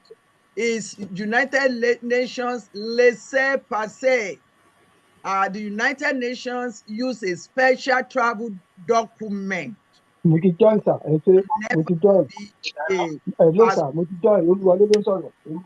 is Otumba, please. Yes, I'm doing it. So it is laissez-passer is an international travel document issued by United Nations. So it's not a national passport. It does not grant citizenship or diplomatic immunity by itself. Please, ẹ má pè ní passport. Ẹ wá orúkọ míì pè láti protect ara yín àti láti protect iṣẹ́ tí ẹ̀ ń ṣe. Ṣé ẹ mọ̀ pé nígbà kan tí àwọn èèyàn bẹ̀rẹ̀ sí ní pariwo pé ẹ má jẹ́ kí wọ́n ban Yorùbá nation. Ẹ má jẹ́ kí wọ́n ban Yorùbá nation. Tí wọn bá ban Yorùbá nation, tá a bá ń ṣe nǹkan tó yẹ ká ṣe tí a tako òfin, a máa débi tá à ń lọ. Bọ̀ tó bá fi di pé Yorùbá nation di nǹkan tá à ń ṣe lábẹ́ tébù, a ní lè débi kankan. Ọ̀túnba, ṣé ẹlòmíì wà tẹ́ fẹ́ pè torí a sì ní another part of this program. Bẹ́ẹ̀ni, kí n tó lọ sọ́dọ̀ alàgbà Sanbayo, ẹ jẹ́ kí bàbá Bankole quickly ṣe fẹ́ make. Yeah, bàbá Bankole ti fẹ́ sọ̀rọ̀ ti pẹ́ yà. Ẹ bá mi pè wọ́n wọlé. Ẹ ṣé púpọ̀ olóòtú, mo dúpẹ́ lọ́wọ́ yín, mo dúpẹ́ lọ́wọ́ bàbá, ó dàbí pé bàbá ti lọ, a dúpẹ́ lọ́wọ́ wọn pé wọ́n yẹ wá sí láti wá bá wa sọ̀rọ̀ lónìí. A dẹ̀ dúpẹ́ lọ́wọ́ àwọn tó tẹ̀lé bàbá náà, Bishop àti ọ̀gbẹ́ni Káyọ̀dé, a dúpẹ́ lọ́wọ́ yín tí ẹ wá, ẹ ṣeun gan. Bá a ṣe ń sọ ọ̀rọ̀ lọ, ó dàbí pé àwọn ọ̀rọ̀ tí mò ń gbọ́ ó ń takora wọn. Ohun tá a gbọ́ lórí YouTube ni pé ẹ lọ gbà á, ẹ lè fi rìn, ẹ lọ gbà á, bẹ̀tẹ̀ ẹ ń sọ ń sìn, ẹnìkan tó ń sọ ń sìn ọ̀gbẹ́ni Káyọ̀dé pé kì í ṣe gbogbo èèyàn ló lè gbà á, kì í ṣe gbogbo èèyàn ló lè fi rìn, a lè fi ṣe ìrìnnà. Ìwé ìkẹ́ mo ṣe sọ lẹ́ẹ̀kan, ó fẹ́ dàbí bàbá Bankole, ẹ má bínú pé mo dárọ̀ sí yín lẹ́nu. Tẹ́ bá gbọ́ bíṣọ̀bù sọ kankan gbà kan pé ẹlòmíì mi ò fẹ́ sọ pé blogger, ẹlòmíì ní íńtánẹ́ẹ̀tì bóyá ó fẹ́ fi polongo channel yẹ. Ó dáa, ẹ ṣeun. Àgbà tó ń sọ̀rọ̀ yẹn, alàgbà ẹ má bínú o. Ẹ ṣeun. Àwa ìsábà gbà lórí Yorùbá Gbòde pé ká gba ẹ̀dùn lọ́wọ́ ẹnìkan ká fi gègé. Mo kàn fẹ́ dáhùn ìbéèrè tán béèrè yẹn ni. Díẹ̀ ní sùúrù, ẹ jẹ́ kán gúnlẹ̀, á dẹ̀ pé ẹ̀yin náà tó bá ti kàn yín. Ẹ ṣé. Ẹ ṣé púpọ̀ ọ̀gbẹ́ni Káyọ̀dé, ṣùgbọ́n ẹni tí mo gbọ́rọ̀ lẹ́nu ẹ̀ Kóìkí, mo dẹ̀ rò pé ó jẹ́ igi iná gbòǹgbò kan ní àárín àwọn bloggers fún Yorùbá Nation. Ó sọ pé kẹ́ ẹ lọ gbà á, ṣùgbọ́n ohun kan tẹ́mi tún rí lọ́rọ̀ wa ní ọ̀rọ̀ Yorùbá Nation tá ń jà yìí ni pé ìgbà míì ṣe rí ọ̀rọ̀ gẹ́gẹ́ mo ṣe sọ, gbogbo wa ò lè sùn ká kọrí síbì kan náà. Ẹ̀yin gbé ọ̀rọ̀ passport kalẹ̀ ń sìn, kì í ṣe gbogbo ọmọ Yorùbá ló lè gbà pé yà kíní lóòótọ́ o, ó wà authentic àbí ó wà authentic. Ẹ̀yin mọ̀ pé n tẹ́ ẹ ṣe lójú ti yín ó wà authentic, but àwọn tí ó mọ̀ tí ó gbà pé ó wà authentic nítorí ẹ kẹ́ ẹ ṣe pé kẹ́ ẹ wọ́n bẹ́ẹ̀ ṣe máa persuade wọn, bẹ́ẹ̀ ṣe máa fi ọ̀rọ̀ ìrẹ̀lẹ̀ bá wọn sọ̀rọ̀ tó fi máa gbọ́ sí lẹ́nu. But àwọn nǹkan owó tó fídíò kan láàárọ̀ ẹ̀ lórí kíní mo rò pé bóyá ìkànnà ẹ̀ méjèèjì mo rò pé ó sọ̀rọ̀ yẹn n tó jẹ bí èpè wà nù fídíò yẹn. Kí ló dé ọmọ Nàìjíríà tí ò bá ọmọ Yorùbá tí ò bá gbà wípé ká gba passport, èpè kọ́ ló kàn, kò kàn èpè, persuasion lọ̀rọ̀ wa gbà. I need awareness bá ṣe máa ń sọ lórí ètò yìí, I need awareness. Ọ̀pọ̀lọpọ̀ ọmọ Yorùbá ni ò mọ reason tá a ṣe fẹ́ gba orílẹ̀-èdè Yorùbá. A need láti ṣe àlàyé fún wọn, kì í ṣe pé ká sọ pé tán bá mọ̀ pé wọ́n bunú àbí wọn ò ní rònú. No, ìyẹn kọ́ ló kàn. So èmi fẹ́ rọ̀ yín ni láti àsìkò ẹjọ́ ẹ gbìyànjú tẹ bá máa bọ́ ọmọ Yorùbá sọ̀rọ̀, ẹ fi ọmọlúàbí kún, kẹ́ ẹ sọ̀rọ̀ gẹ́gẹ́ bí ọmọ Yorùbá àtàtà fún wọn, ìyẹn ló máa rà wọ́n sọ́dọ̀ yín, ìyẹn ló máa mú wọn kí wọ́n lè wá máa bá yín ṣe, kì í ṣe pé ńgbà tẹ́ bá gbé ìjà kò wọ́n. Ọ̀rọ̀ mi ò jù bẹ́ẹ̀ lọ sí yín, ẹ ṣeun. ẹ ṣé bàbá Bankole, ẹ jọ̀ọ́ ẹ bàbá jẹ́ ká. Bankole. Ṣé mo lè dáhùn mọ́mì? Okay, no, you can talk to me. 1 minute, Okay. alàgbà Káyọ̀dé. Just briefly, mo kàn fẹ́ dúpẹ́ lọ́wọ́ dádì wa Bankole, ẹ kú làákàyè. Ọ̀rọ̀ tẹ́ ẹ dẹ̀ sọ, èmi gẹ́gẹ́ bí ẹnìkan, èmi ò tí ever jáde ṣépè, ò bá jẹ́ ọmọdé àbí àgbàlagbà, I will never do it. Yorùbá ò kọ́ wa bẹ́ẹ̀. So ẹni tó bá ń jáde tó bá ń ṣépè fún yàn, béèyàn bá tẹ̀ sọ pé òun ò believe nínú self determination, òun ò trust self determination, òun ò tẹ̀ fẹ́ self determination, ìyẹn ò tọ́ sí wa láti ṣépè fún. Ẹlòmíì nǹkan tẹ́ máa ń sọ ni pé bóyá kò yé wọn ọ̀rọ̀ self determination, bóyá kò yé wọn. Ẹ convince wọn, tell them the reason why they should do it. Ever either privately or publicly ká jáde ká bú àwọn èèyàn. So then ọ̀rọ̀ tẹ́ béèrè pé àwọn kan ní kọ́ lọ gbà á, wọ́n lè fi máa rìnnà, wọ́n lè fi máa mo máa sọ fún àwọn èèyàn kì í ṣe ìwé ìrìnnà o. Bóyá èdè Gẹ̀ẹ́sì tá à ń lò, ṣe àwọn pé laissez-passer, wọ́n pe laissez-passer, lóòótọ́ a lè kọ laissez-passer sí lórí, but laissez-passer kì í ṣe èdè Gẹ̀ẹ́sì náà. I think it's a French word. Kì í dẹ̀ ṣe èdè Yorùbá. Tabadẹ wo international passport on its own, mi ò sọ Yorùbá passport o, ò bá ṣe British, ò bá ṣe Canadian, passport on its own is an identity, it identifies you. Àwọn ìlú tó dẹ̀ ń fúnyàn ní passport, they do a lot of rigorous check to show that yes, whether your ancestry is from this root, whether who you say you are is what you say you are. That is what passport is in the first place, an identity. Then it now confers on you, ìlú tó bá fún ẹ, because countries are recognized in the world, they now say you can travel with it. Ìgbà tá a wà lábẹ́ Britain, our people collected a Britain document to travel. It doesn't mean that they are British. So káwọn èèyàn máa confuse, I think the word bóyá diplomatic ló ń confuse àwọn èèyàn, bóyá passport ló ń confuse àwọn èèyàn, but it is not intended ló ń confuse àwọn èèyàn. It is not intended for travel. Lè fi rìnnà, ṣé mọ̀ pé ó ti bà orúkọ rẹ̀ jẹ́, passport ni o, ṣùgbọ́n ẹ lè fi rìnnà. Ìyá wa kò bà orúkọ ẹ̀ jẹ́ because ẹlòmíì lè gbé débò míì, they can recognize it for him as his identity. Kò ṣe pé àwọn orílẹ̀-èdè míì wà tí wọ́n lè jẹ́ kó fi rìnnà débẹ̀. Lè sọ pé bí ó bà orúkọ ẹ̀ jẹ́, kò bà orúkọ ẹ̀ jẹ́. Ok, n tí mò ń sọ ni pé ẹ sọ pé àwọn orílẹ̀-èdè míì wà ní ìsìn, bóyá tí n bá fẹ́ lọ sí Kútọ́nù, mo lè lọ as passport. Tẹ́ bá fẹ́ lọ sí Kútọ́nù, ẹ lè lọ tó bá stamp ẹ̀ fún yín, but we are not saying it replaces your Nigerian passport or it replaces your káwọn èèyàn máa lọ sọ pé òkè tí bá ti gba Yorùbá passport á jẹ́ pé mi ò need the Nigerian passport. If the countries are happy to stamp it for you, then so be it. If they are not, then so be it. Èmi ti travel lọ Kútọ́nù with an ID card. Tí wọ́n bá mú mi ńkọ́? Wọ́n ṣe máa mú yín. Wọ́n ò lè mú yín náà. Ẹ jẹ́ ká mú question mi wọlé. Okay, ẹ ṣe yèyé, ẹ jẹ́ ká lọ sí ọ̀dọ̀ ìyáàfin Òjó, ẹ̀yin ló kàn. Ìyáàfin Òjó. Méjì ara yín mà. Ìyáàfin méjì ara yín. Okay. Yeah. Okay. Mo ti on mute. Kálẹ̀ gbogbo lé o. Ẹ jẹ́ àrójú yín o. Ẹ má bínú, ẹ lè rójú mi. But majority of people here wọ́n mọ̀ mi. Ẹ má worry. Ẹ má bínú. It's very hot where I am, so ẹ má bínú pé ẹ lè rójú mi.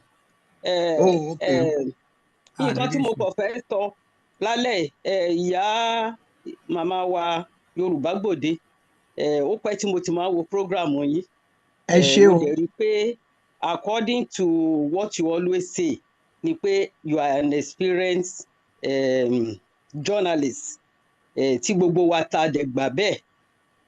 Ṣùgbọ́n nǹkan tó ṣẹlẹ̀ lálẹ́ yìí, I see it that you are a bit biased nípa some of the questions. Mo sorry láti sọ bẹ́ẹ̀ o. Mo rò pé tí ó bá lẹ́ni tó fẹ́ dàbẹ́ ni kó fẹ́ rude, especially to Baba Akintoye with the questions. Mo rò pé ó yẹ kẹ́ caution nìyẹn àbí kẹ́ put ọ nìyẹn tí ò bá gbà àbí tí ò stop kẹ́ mute ẹ nìyẹn. It has happened many times. I watch your program. You have done it for many people. So I don't know why you did not do it tonight.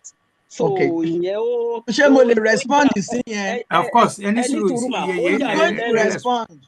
Ó yà mí lẹ́nu díẹ̀ mà, ó yà mí lẹ́nu because bẹ́ẹ̀ ṣe máa ń ṣe ẹ máa ń respect àwọn èèyàn. But tonight you allowed the Àmọ̀tẹ́kùn to be rude to Baba Akintoye, and I'm so upset and I'm disappointed. Okay. Mo ti gbọ́ yín, don't be disappointed. Kákágò èdè ni òyédè. Lójú tèmi, ní etí tèmi, èmi ò rí gbólóhùn tí Àmọ̀tẹ́kùn sọ tó fi rúdù sí bàbá. Ẹ̀yin gan tẹ́ ń sọ̀rọ̀ mo mọ̀ pé ẹ mọ bàbá dáadáa, but ó ṣeé ṣe kémi ti mọ bàbá kẹ́yìn tó mọ bàbá. Ìtàn èmi àti bàbá ó precede Yorùbá nation. Nínú gbogbo ohun tí Àmọ̀tẹ́kùn sọ, èmi ò rí ibi tí ó ti rúdù sí bàbá lójú tèmi. Ohun tí mo kàn mọ̀ ni pé Àmọ̀tẹ́kùn ó passionate, ó ń fi taratara sọ̀rọ̀, ohun ẹ̀ ń lọ sókè. Àìmọye ìgbà tá a bá ti nírú program báyìí tó bá ti jọ mọ́ ọ̀rọ̀, àwọn program kan wà tó jẹ́ pé àwọn èèyàn they are very sensitive about it. Mo dẹ̀ máa ń sọ níwọ̀n ìgbà tí wọn ò bá ti rúdù sí yàn, èmi ni màá jókòó síbi tí màá jẹ́ ká máa rúdù sí bàbá at baba's age. You must be kidding me. But gbogbo nǹkan tí Àmọ̀tẹ́kùn sọ, mo fẹ́ kẹ́ ẹ sọ gbólóhùn kan nínú ọ̀rọ̀ tí Àmọ̀tẹ́kùn sọ tó fi rúdù sí bàbá. I want to know. I stand to be corrected. Rock. Ohun ẹ̀ ń lọ sókè. Ohun ẹ̀ ń lọ sókè, yes. Ó dẹ̀ ń lọ tó bá tiẹ̀ rude at all. Tẹ́ bá pẹ́ àwọn tó ń ṣe nǹkan lórí YouTube tí wọ́n ń sọ ìsọkúsọ, òun ló ń wà against, kò wà against the one word lórí ọ̀rọ̀ bàbá. But tẹ́ ẹ bá rí, I want to hear it. And then I'm going to tender my reserved apology. Any statement tó fi rúdù sí bàbá. Ṣé rí tẹ́ bá ń accuse èèyàn of bias, ẹ jẹ́ máa check ara wa náà. Ẹ jẹ́ ká máa check ara wa. Yorùbá Gbòde ó kọjá èmi Ṣọlá Yusuf mò ń bá yín sọ̀rọ̀. Ẹ ṣé yèyé, ẹ jẹ́ ká lọ sọ́dọ̀ Sàmbáyọ̀. Ẹ ṣeun, ẹ kálẹ́ o, ẹ kúṣẹ́. Ìbéèrè mi ọ̀nà méjì ni. The first one, òun ni nípa ti passport yìí, the other one fún bàbá. Ìbéèrè mi nípa ti passport ni pé nínú Alàgbà Sàmbáyọ̀ ẹ̀dẹ̀ arójú yín o. Mi ò mọ tó ṣẹlẹ̀ o, ìyá mi ò mọ, mo ti on video lọ́dọ̀ mi. Unless tí n bá máa lo mobile phone, laptop ni mò ń lò. Unless tí n bá máa lo. No. Ẹ má nira yín lára nǹkan tó bá convenient oníkẹ́ ẹ ṣe. Ẹ má bínú kò ń ṣe pé it's not intentional. Nípa ti passport yìí, mo ní a serious concern about the data collection.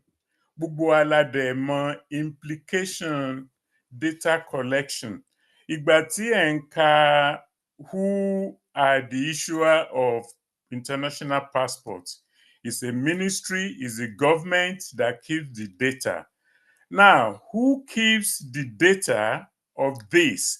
I don't know what it means to have your data collected. Your date of birth, your full names, your address where you live, possibly an evidence that you live in that address. Bóyá bí bills to prove that you live in this. Who keeps those things? Because those things are very important. It can easily get into wrong hands. So there are, yes, because Alagba, I've had things with you in the past, Lọ́rọ̀ ti Rúbà, because I tried to check your details online.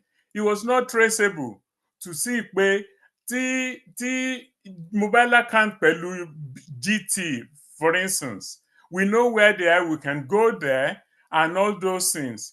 So who keeps those data? They're very important. Nobody, an individual cannot, or a group of people cannot just collect a whole 50 million and then somebody is having the data. Anything can happen in future. What are the arrangement?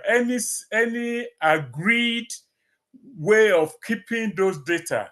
If this is not my data, this is so data, and sign and seal. That is very important. That is my first question. The second question, Lord Baba, the question yìí wà fún. Baba has worked very hard. He has written a lot of books. He's done a lot of work. But at a point, èmi feel pé Baba need to step down. Baba is over 90. Yoruba ni wá, we are very successful individual all over the world. A 90-plus-year-old man should not be leading this agitation. Wọ́n ti ṣiṣẹ́ gan-an at a lot. My thinking ni pé an election took place that got him into the office 2019, I think, ní Ìbàdàn. I think there needs to be a similar thing for a younger person by election, not by selection, to take the mantle from Baba, and wọ́n wá lè máa come in lẹ́ẹ̀kọ̀ọ̀kan advising things. Kò buyì kún wa for somebody of that age, my leader. It's like kò síyàn kankan. A younger person is more energetic. Baba has done a lot, like I said. Mi ò kóyàn wọn kéré at all. But he needs to step down and key a new leader comes in, continue this, take the battle from him. Ẹ ṣeun. Gbogbo àwọn tẹ́lẹ̀ ìjà o, bàbá ò sí ń bí láti dá question yẹn. Yeye, can I bring a suggestion? Yes. My suggestion is like there's a new dimension into what we call this meeting for. But then I have no doubt in my mind that millions of people will be interested to have a discussion about on this particular topic. But can continue with the question of tonight. So, Minister, for meanwhile, Alàgbà Sam Adébáyọ̀, Alàgbà Sam Báyọ̀. Yes, ma'am. Gbogbo ìbéèrè yín ló mú ọgbọ́n wá gan-an. Èmi á make sure pé ìbéèrè yín mo send ẹ̀ sí bàbá tí wọ́n máa rí question yẹn. Tí ẹ bá gbà mí láyè, mo lè release nọ́mbà yín kí bàbá wo bá yín sọ̀rọ̀ tó bá jẹ́ pé ó ṣeé ṣe. Ìbéèrè fún gbogbo, not for me personally, ma. Fún this agitation rather than Wiki Baba address me personally, it's not the thing, ma. Okay, ma make sure pé wọ́n get the question yẹn. Ó ti wá pẹ́ tá a ti rí lórí Yorùbá Gbòde wa. Tí bá lè dáhùn ìbéèrè tí alàgbà Samuel Yabayo, because wọ́n béèrè two very important questions. Ìkíní ni alàgbà Sam Báyọ̀, ẹ má jìnnà sí wa báyìí mọ́ o. Ìgbà jagun láti rí yín gbẹ̀yìn. Ẹ jẹ́ ká máa rí yín lórí Yorùbá Gbòde as bẹ́ẹ̀ ṣe máa ń wá tẹ́lẹ̀tẹ́lẹ̀ lemọ́lemọ́. Ẹ ṣé. So in terms of the data collected, I think that's a very serious and a very good question tó ń béèrè. But àwa náà ti ṣe iṣẹ́ wa to make sure whatever data is collected is very secure to the bọ́ sí wrong hands. So that I can assure Alàgbà Samuel Yabayo. Now, the other one in terms of ẹni tó ń lead wa, I wasn't there ìgbà tó ń yan bàbá tó ń lead wa. And Baba leading us in the self-determination struggle. This is a man that has dedicated his whole life, both day and night. Could I see any back pay Baba, even at 90 years, even when Baba is on the sick bed, he will still find a way to answer you one way or another. So this is a nation. When God appointed Moses, when God said, Moses, you have done your best, he appointed somebody else to take over in the person of Joshua. So Baba is there today. If everybody in self-determination say, Baba, I need him more, I think it will be a big rest for the Baba. But in as much as Baba is still doing what he's doing, he's still representing and is still being the face of the self-determination struggle. And even his voice alone scares the Nigerian government. Emi believe pé tabate lo wa ẹlòmíì wá pé kó wá lead the self-determination. It will take a lot of time and a lot of work for that person to get to the stage tí Baba ti dé. And thank God we have people on Baba wa Tola Adeniyi bí. Baba Adeniyi wọ́n lè ròyìn iṣẹ́ tó ń ṣe, not 1 year, not 2 years, just to even take Baba to media so that can't tell him more Baba, okay, there's something like self-determination. So it takes it's not just, we are not an established nation. A lot of people man confuse the movement that we are a nation. A lot of people think we are in a nation. We are still a people trying to find our feet. So how you fight a self-determination is different from how you rule a nation. I can assure you, Yoruba nation, Baba will not lead the Yoruba nation. The Yoruba people will vote their elected leaders to them and lead the Yoruba nation.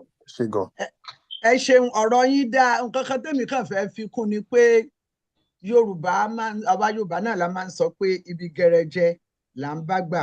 Bàbá ti ṣe iṣẹ́ gan-an tó sì wúyàn lórí.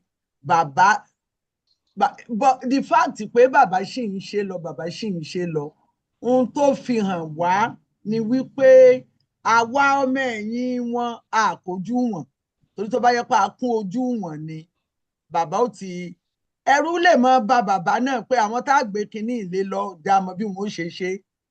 So kì í ṣẹjọ́ bàbá pé bàbá ṣì wà ń bẹ, àwa tá a wà lẹ́yìn wọn ní ká hùwà tí ó fi hàn pé a kójú wọn, tí bàbá ò fi lè fọkàn balẹ̀ láti lè gbé fún ẹnikẹ́ni.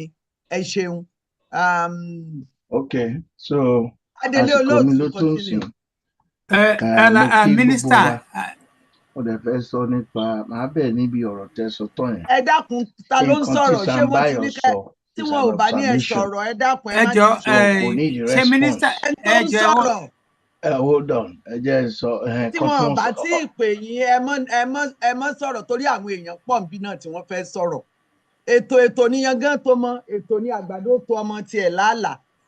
Ẹnìkan wà níbí tó ń ṣe ètò bí àwọn èèyàn ṣe ń wọlé. Tẹ́ ẹ bá tí ì gbọ́, èmi ló kàn, ẹ má tí ì sọ̀rọ̀. Adélé Olóòtú, ẹ máa báṣẹ́ lọ, ẹni tó bá kàn ní ẹ pè. Ó dà pé Mínísítà Adéyẹmí ọmọ bàbá. Èmi ló kàn tẹ́ bá àkókò mi tí mi ò dẹ̀ complain. Ẹ ṣàlè lójú yín. Ẹ sọ̀rọ̀ bàbá Làkúrà. Àwa ló kàn, so èmi mo wà lórí ọpọ́n. Okay. Just from the last thing tí mo sọ ni pé àkíyèsí ni Sambayo ṣe. A kò ní ìdí response ju pé ẹ̀yin tẹ́ tó dàbí pé ẹ̀yin lẹ wà ń di ètò lọ́wọ́ ńsìn, ẹ mú nǹkan tí wọ́n sọ ẹ̀kẹ́ mú lò. Ẹ̀yin tẹ́ rò pé ń pera yín lójoojúmọ́, ẹ lè rò pé ẹ̀yin nìkan ló wà ń bẹ̀. Bẹ̀dẹ̀ àwa kan wà ń bì kan tó jẹ́ pé observation tí wọ́n make yẹn tẹ́ ẹ̀ bá mú lò, ẹ ní rérò lẹ́yìn yín, ẹ já sòótọ́ fúnra. God forbid tí ọba tó nílé tó nílẹ̀ tó láyé tó lọ́run tó bá ní àsìkò tó lọ́la, ṣé èèyàn mí pé movement yẹn ò ní continue ni?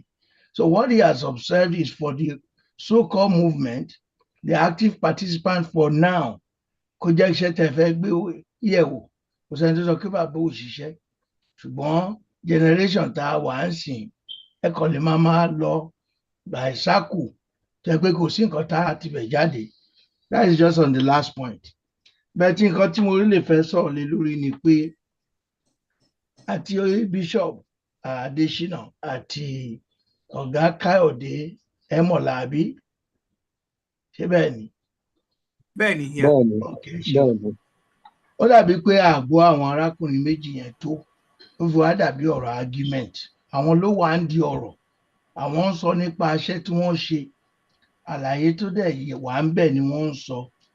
So bẹ̀ tó dàbí pé a fún wọn láyè láti sọ tẹnu wọn ló fi dàbí pé à ń gbàgbé ní gbàgbé ọtí ìyẹn apá kan.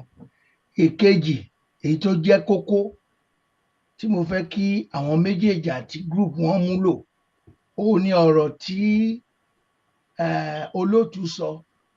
Ṣe rí problem nǹkan tẹ́ ẹ gbé kalẹ̀ ó ní orúkọ tẹ́ ẹ pè passport. Passport is a document that's supposed to be in the hand of a citizen of a particular nation. So once there kì í ṣe nation tó jẹ́ pé movement láti jẹ́ tẹ́ bá pè ní identity whatever kò sẹ́ńtà question. Ṣùgbọ́n ẹ dákun for everybody's information ẹni tó ń sọ̀rọ̀ yẹn ọ̀gá ọlọ́pàá ni wọ́n ní New York ní nǹkan bí oṣù méjì sẹ́yìn wọ́n wà lára àwọn ojúlówó ọmọ tí ìjọba New York fi àmì ẹ̀yẹ dá lọ́lá nítorí iṣẹ́ takuntakun tí wọ́n ń ṣe lórí iṣẹ́ ọlọ́pàá. Mo kàn fẹ́ já yẹn sí ni ẹ máa bọ́rọ̀ yín lọ. Ẹ ṣeun. Ṣe rí orúkọ tẹ́ ẹ pé òun ni wàhálà òun lolóòtú sọ ó dẹ̀ kì í ṣe nǹkan tí is not an option. Nǹkan tẹ́ ẹ láti padà lọ lóòótọ́ ẹ lè ní good intention ẹ lè ní gbogbo knowledge all this but when you call it a passport supposed to be in the hand of a citizen of a particular nation ẹ dẹ̀ ní àkínṣe nations in movement ni ẹ wá bẹ̀ ṣe fẹ́ ṣe kó jẹ́ pé ID kókó nǹkan tí n bá tiẹ̀ sọ òun náà Sanbáyọ̀ sọ yẹn irú èmi ń sìn I don't think out of credibility and integrity mo fẹ́ kó information mi sọ́wọ́ àwọn kan tí n ṣe pé bóyá òfin kan ló guide wọn láti sọ pé mo fẹ́ gba passport yẹn tẹ́ bá pè ní passport bẹ́tẹ́ bá sọ pé ID rèrò tá a fẹ́ gbà ẹ ń sọ̀rọ̀ pé for identification náà ló wà fún. Ṣebí èèyàn wà ní company tó ń ṣiṣẹ́ tí company ní ID ṣebí school ní ID so tẹ́ bá sọ pé Yorùbá identity card kò sófin tó ní a lè ṣe but ibo láti lè lò òun ní issue but tó bá yẹ pé láàrin ara wa kí a máa lò láàrin ara débi pé ní state wa wọ́n lè gbà pé tí wọ́n bá nírú kinní yẹn ọ̀nà tó yẹ kẹ́ gbé gbà nìyẹn káwa ara wa lè gbà láàrin ara wa náà kó tó di pé àti ẹ̀ ń dábàá pé ṣàfẹ́ lò ní orílẹ̀-èdè èkejì àbí kan nílùú tí mo wà bí wọ́n ṣe sọ ní New York àwọn àtọ̀húnrìnwá wọ̀nyí wọ́n máa ń ní ojú tí wọ́n ṣe láàrin ara wọn. Ìgbà míì tó bá di kọ̀ráǹgídá bí wọ́n ṣe ń pè é tọ́lọ́pàá bá dáyàn dúró àbí tó fẹ́ béèrè ìbéèrè lọ́wọ́ èèyàn wọ́n fẹ́ mọ ẹni tí wọ́n bá sọ̀rọ̀ ó ní ìdí identification. Ṣẹ́rí tí ò bá ní òfin sọ pé kí wọ́n gbé lọ sílé ọlọ́pàá àgọ́ ọlọ́pàá láti wá ẹni tó máa identify ẹ̀. Ṣẹ́rí ńgbà míì ṣẹ́rí kíní tá a wí táwọn aráabí ṣe fúnra wọn especially Mexicans wọ́n ti ṣe láàrin àwọn Mexicans tó yẹ pé ó ní at least certain information kan ìgbà míì tọ́lọ́pàá bá rí tó o dẹ̀ busy wàá kọ̀ wò ó pókè òun ló wà ní ojú ẹ̀ ló wà ń bẹ̀ information wàá jẹ́ kó lọ bẹ́ẹ̀ ìgbà míì tó bá fẹ́ ṣiṣẹ́ wàá ló gbà yẹn pé àfẹ́yí tí òfin ilẹ̀ gbà ó jẹ́ ojú. So if we have it as an identification tí a ń push pé ní Yorùbá state kí wọ́n lè consider pé anybody tó bá ní kán tẹ̀lé hànà ẹ̀ pé Yorùbá lélẹ́yìí that would be a good step. Nínú New York fúnra ẹ̀ gangan sí wọ́n create ID fúnra wọn tó yẹ pé as long as you live in New York City ibikíbi tó bá lọ tó bá present ID yẹn wọ́n hànà ẹ̀ bẹ́ẹ̀ ò lè lò kọjá New York City nígbà tí wọ́n ní èèyàn wà lẹ́kọ̀ọ́ bẹ́ẹ̀ tó bá lọ sí local government mi wọn ò ní gbà bẹ́ẹ̀ ní city yẹn wọ́n ṣe é torí kí wọ́n mọ̀ pátọ̀ ń rí wa ó pọ̀ ń bẹ̀.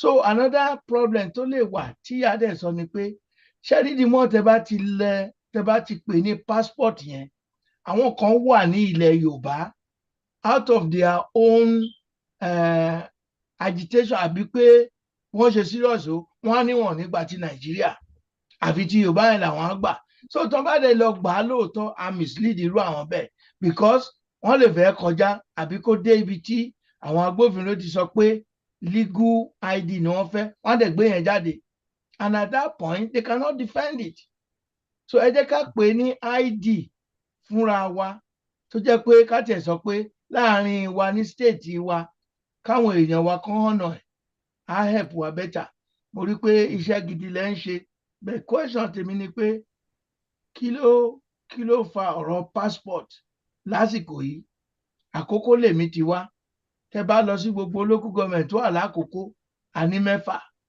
a ní 4 ní Ondo state a ní 2 ní Edo kò sẹ́ni tó sọ̀rọ̀ agitation àbí pé Yorùbá movement o and that is what I used to tell them nígbà tí gbogbo kíní ẹ̀ dé pé ẹ jẹ́ ká wá ọ̀nà tó jẹ́ pé àwọn ìyá lọ́jà àwọn tó ń tata gbogbo wọn á ní òye nǹkan tá a wí yìí kò kàn ń ṣe nǹkan tó bá ń ṣe lẹ́kọ̀ọ́ Ìbàdàn àbí kì í ṣe ẹni Yorùbá o ẹ̀yin tó dẹ̀ wà active nínú movement yìí ẹ má wò pé bóyá ẹnìkan lẹ wà ń bẹ̀ because orúkọ yẹn cover ọ̀pọ̀lọpọ̀ orú wa tẹ́ ẹ̀ kì í bá sọ̀rọ̀ nǹkan tẹ́ bá dẹ̀ ṣe ó ta bá àwa náà so mo fẹ́ ká rò ó dáadáa àwọn ìgbésẹ̀ tẹ́ ẹ gbé èyí tó bá ní láti ṣe àtúnṣe ń bẹ̀ pàápàá jùlọ ọ̀rọ̀ pé àpè ní passport yìí I think I would advise that we should take a second look at it.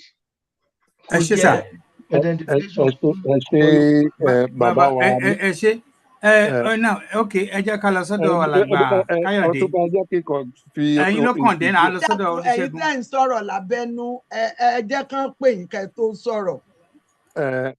mọ́mí wa mo kàn fẹ́ dúpẹ́ lọ́wọ́ dáàdì wa pé mọ̀lá ló ń sọ̀rọ̀. ẹ jẹ́ kán pè yín kí ló dé tẹ̀ jẹ́ kán pè yín ẹ jẹ́ kán pè yín náà. yèyé ẹ jẹ́ kán sáré respond àwọn ni national deputy leader ẹ jẹ́ kán sáré sọ̀rọ̀. Bàbá wa mínísítà Adéyẹmí a dúpẹ́ lọ́wọ́ yín fún gbogbo àwọn ọ̀rọ̀ tẹ́ ẹ sọ yẹn gbogbo àwọn nǹkan tẹ́ ẹ dẹ̀ sọ àá gbé yẹ̀wò àá dẹ̀ mú lò à ń pé gbọ́ ni a kì í pé gọ̀ so gbogbo àwọn nǹkan tẹ́ ẹ sọ yẹn we will review our own policies and then make some amends tá a bá ní láti ṣe ẹ ṣé gan. ẹ ṣeun. ẹ ṣé alàgbà Ẹmọ̀lá yèyé ó dà pé Olúṣẹ́gun Akọ́mọlédè ló kàn. ok ẹ jẹ́ kán sọ̀rọ̀. ẹ káalẹ́ o gbogbo ilé ẹ ṣé gan ni tẹ́ fún mi láyè. ẹ jẹ́ àròjù yìí o Olúṣẹ́gun. kìíní mi ò ṣiṣẹ́ o so ẹ ti rórúkọ mi Akọ́mọlédè ni any of you tí ò bá gbédè màá kọ́ yín but fídíò mi ò ṣiṣẹ́ so. ẹ jẹ́ ẹ sọ Yorùbá ní ẹni kí ni yóò ṣiṣẹ́ lẹ́sẹ̀ṣẹ̀ wáyé wà. nǹkan méjì lèmi fẹ́ dá sí ìkíní ni leadership pé olórí wa nísìnyí bàbá lolórí bọ́ ẹ rántí pé torí pé a ti rí pé bàbá náà wọ́n ti dàgbà ní YSDM ṣe structure ta nísìn ta ní deputy igbákejì olórí ní ilé àti igbákejì olórí ní ìta àwọn igbákejì méjèèjì àwọn náà ní right wọ́n tó ṣe olórí so àwọn méjèèjì ni wọ́n jẹ́ ẹni tó lè ran bàbá lọ́wọ́ torí kò gbogbo nǹkan kọ́ ni bàbá lè ṣe bàbá ò lè máa sá káàkiri lọ sí gbogbo ibi tó yẹ kán lọ bọ̀ wọ́n ní àwọn èèyàn méjì tí ìkànnì wọn ni tó wà ní diaspora Mr. Emola àwọn náà ṣe sọ̀rọ̀ tán yẹn. Èkejì ni architect Akínọlá, àwọn méjèèjì wọn tí ì dàgbà tó yẹn. Mo mọ̀ pé Mr. Emola bá náà sì ju 50 something lọ. Architect náà bá bí 60 something or less ni age wọn. So wọ́n sì wọ́n lè pè wọ́n lágbàlagbà. So àwọn méjèèjì yẹn bí ọwọ́ àtẹsẹ̀ bàbá ni àwọn náà ń bá wọn ṣe gbogbo nǹkan tí bàbá ò lè ṣe. So níbi tá a wà ń sìn, èmi sì fi pé ó yẹ ká sì máa honor bàbá, pé ká fi bí wọ́n ṣe jẹ́ leader kán sì máa jẹ́ leader, kí àwọn méjèèjì yẹn kán gbé gbogbo iṣẹ́ oríṣiríṣi tí bàbá ń ṣe ń sìn, kán gba most of it kúrò lọ́wọ́ wọn. Èyí tó jẹ́ pé bàbá lè ṣe láláìsí wàhálà fún wọn torí ọjọ́ orí wọn, kí bàbá sì máa ṣe, kán dẹ̀ sì máa jẹ́ leader. Ní àìpẹ́ láì jìnnà, Ọlọ́run máa ṣe, a máa rí ní ìlú wa gbà. Tá bá dẹ̀ wá rí ìlú wa gbà nígbà yẹn, àwa yan olórí tó máa jẹ́ olórí wa nígbà yẹn. Àmọ̀ràn tèmi máa mú wá nìyẹn. Then nípa ti passport, èmi fi pé nǹkan tí wọ́n ṣe nǹkan tó dáa ni.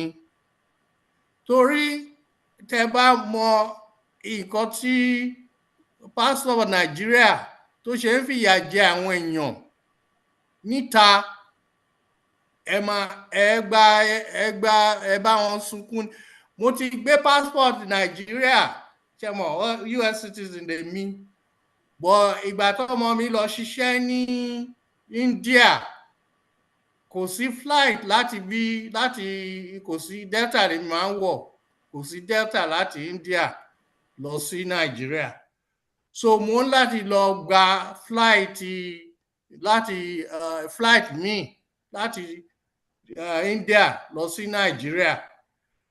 Tí mo gbé mo dẹ̀ ní pé màá lo èmi àti ìyàwó mi á lo passport Nàìjíríà láti India o, ká fi lọ Nàìjíríà.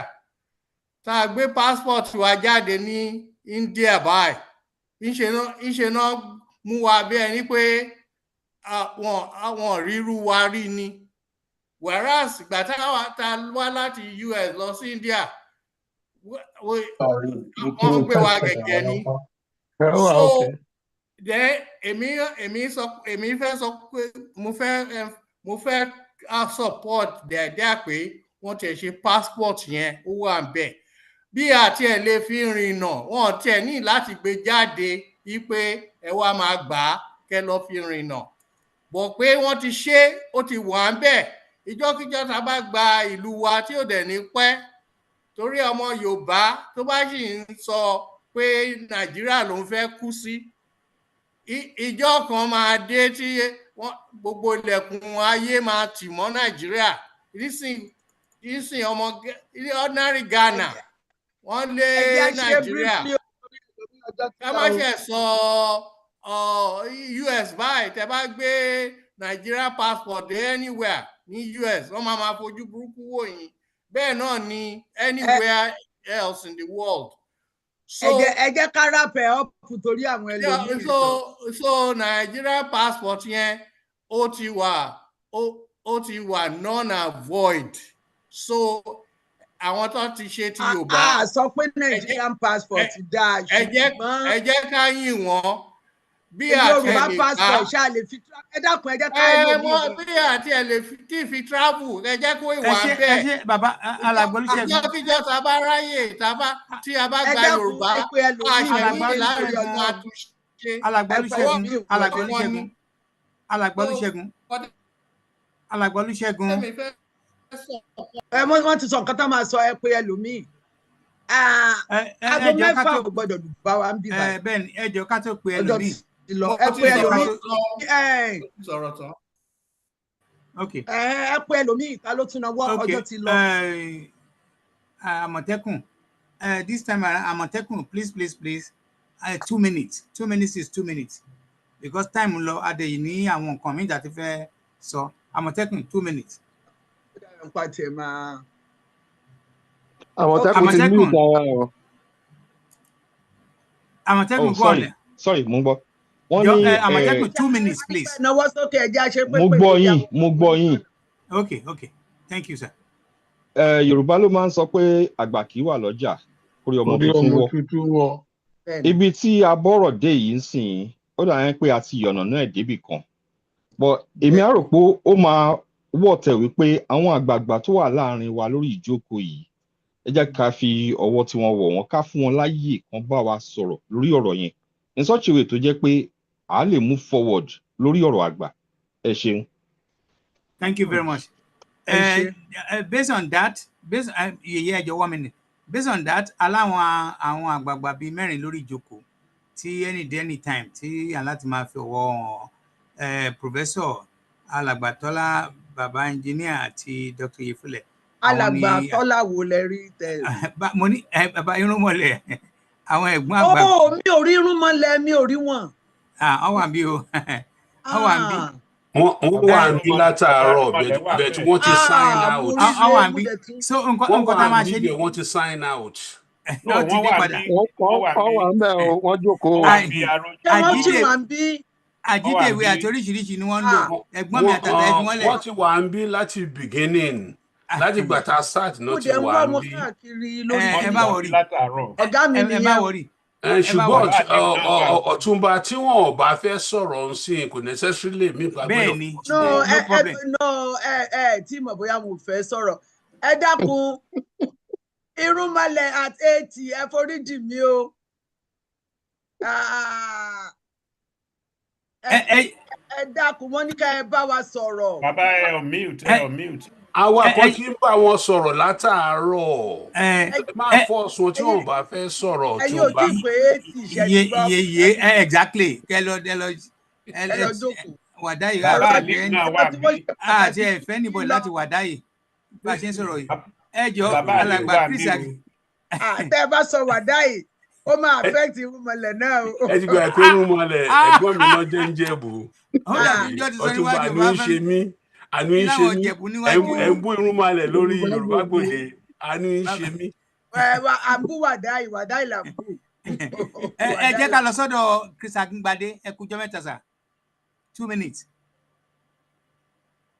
Ẹ ṣeun, mo kí gbogbo ilé o. Mo ní kò ní dá kí n wà lórí ètò yìí kí n má ṣe hello sí gbogbo àwọn èèyàn mi. Ẹ má bínú sí mi. Number 1, mo kọ́ fẹ́ tọrọ àforíjì. Mo sọ fún olóòtú pé ìrìn mi ló ti yàtọ̀ láti nǹkan bí ọdún kan sẹ́yìn. Bẹ́ẹ̀ni. So ọjọ́ Sunday lọ́sàn-án mo máa ń wà available, mi ò ṣe nǹkan Yorùbá dẹ̀ máa ń tẹ́tí sí Yorùbá Gbòde dáadáa. Ṣùgbọ́n all of a sudden ni program mi change. Ó wá di pé Sunday mi gan tún wá busy.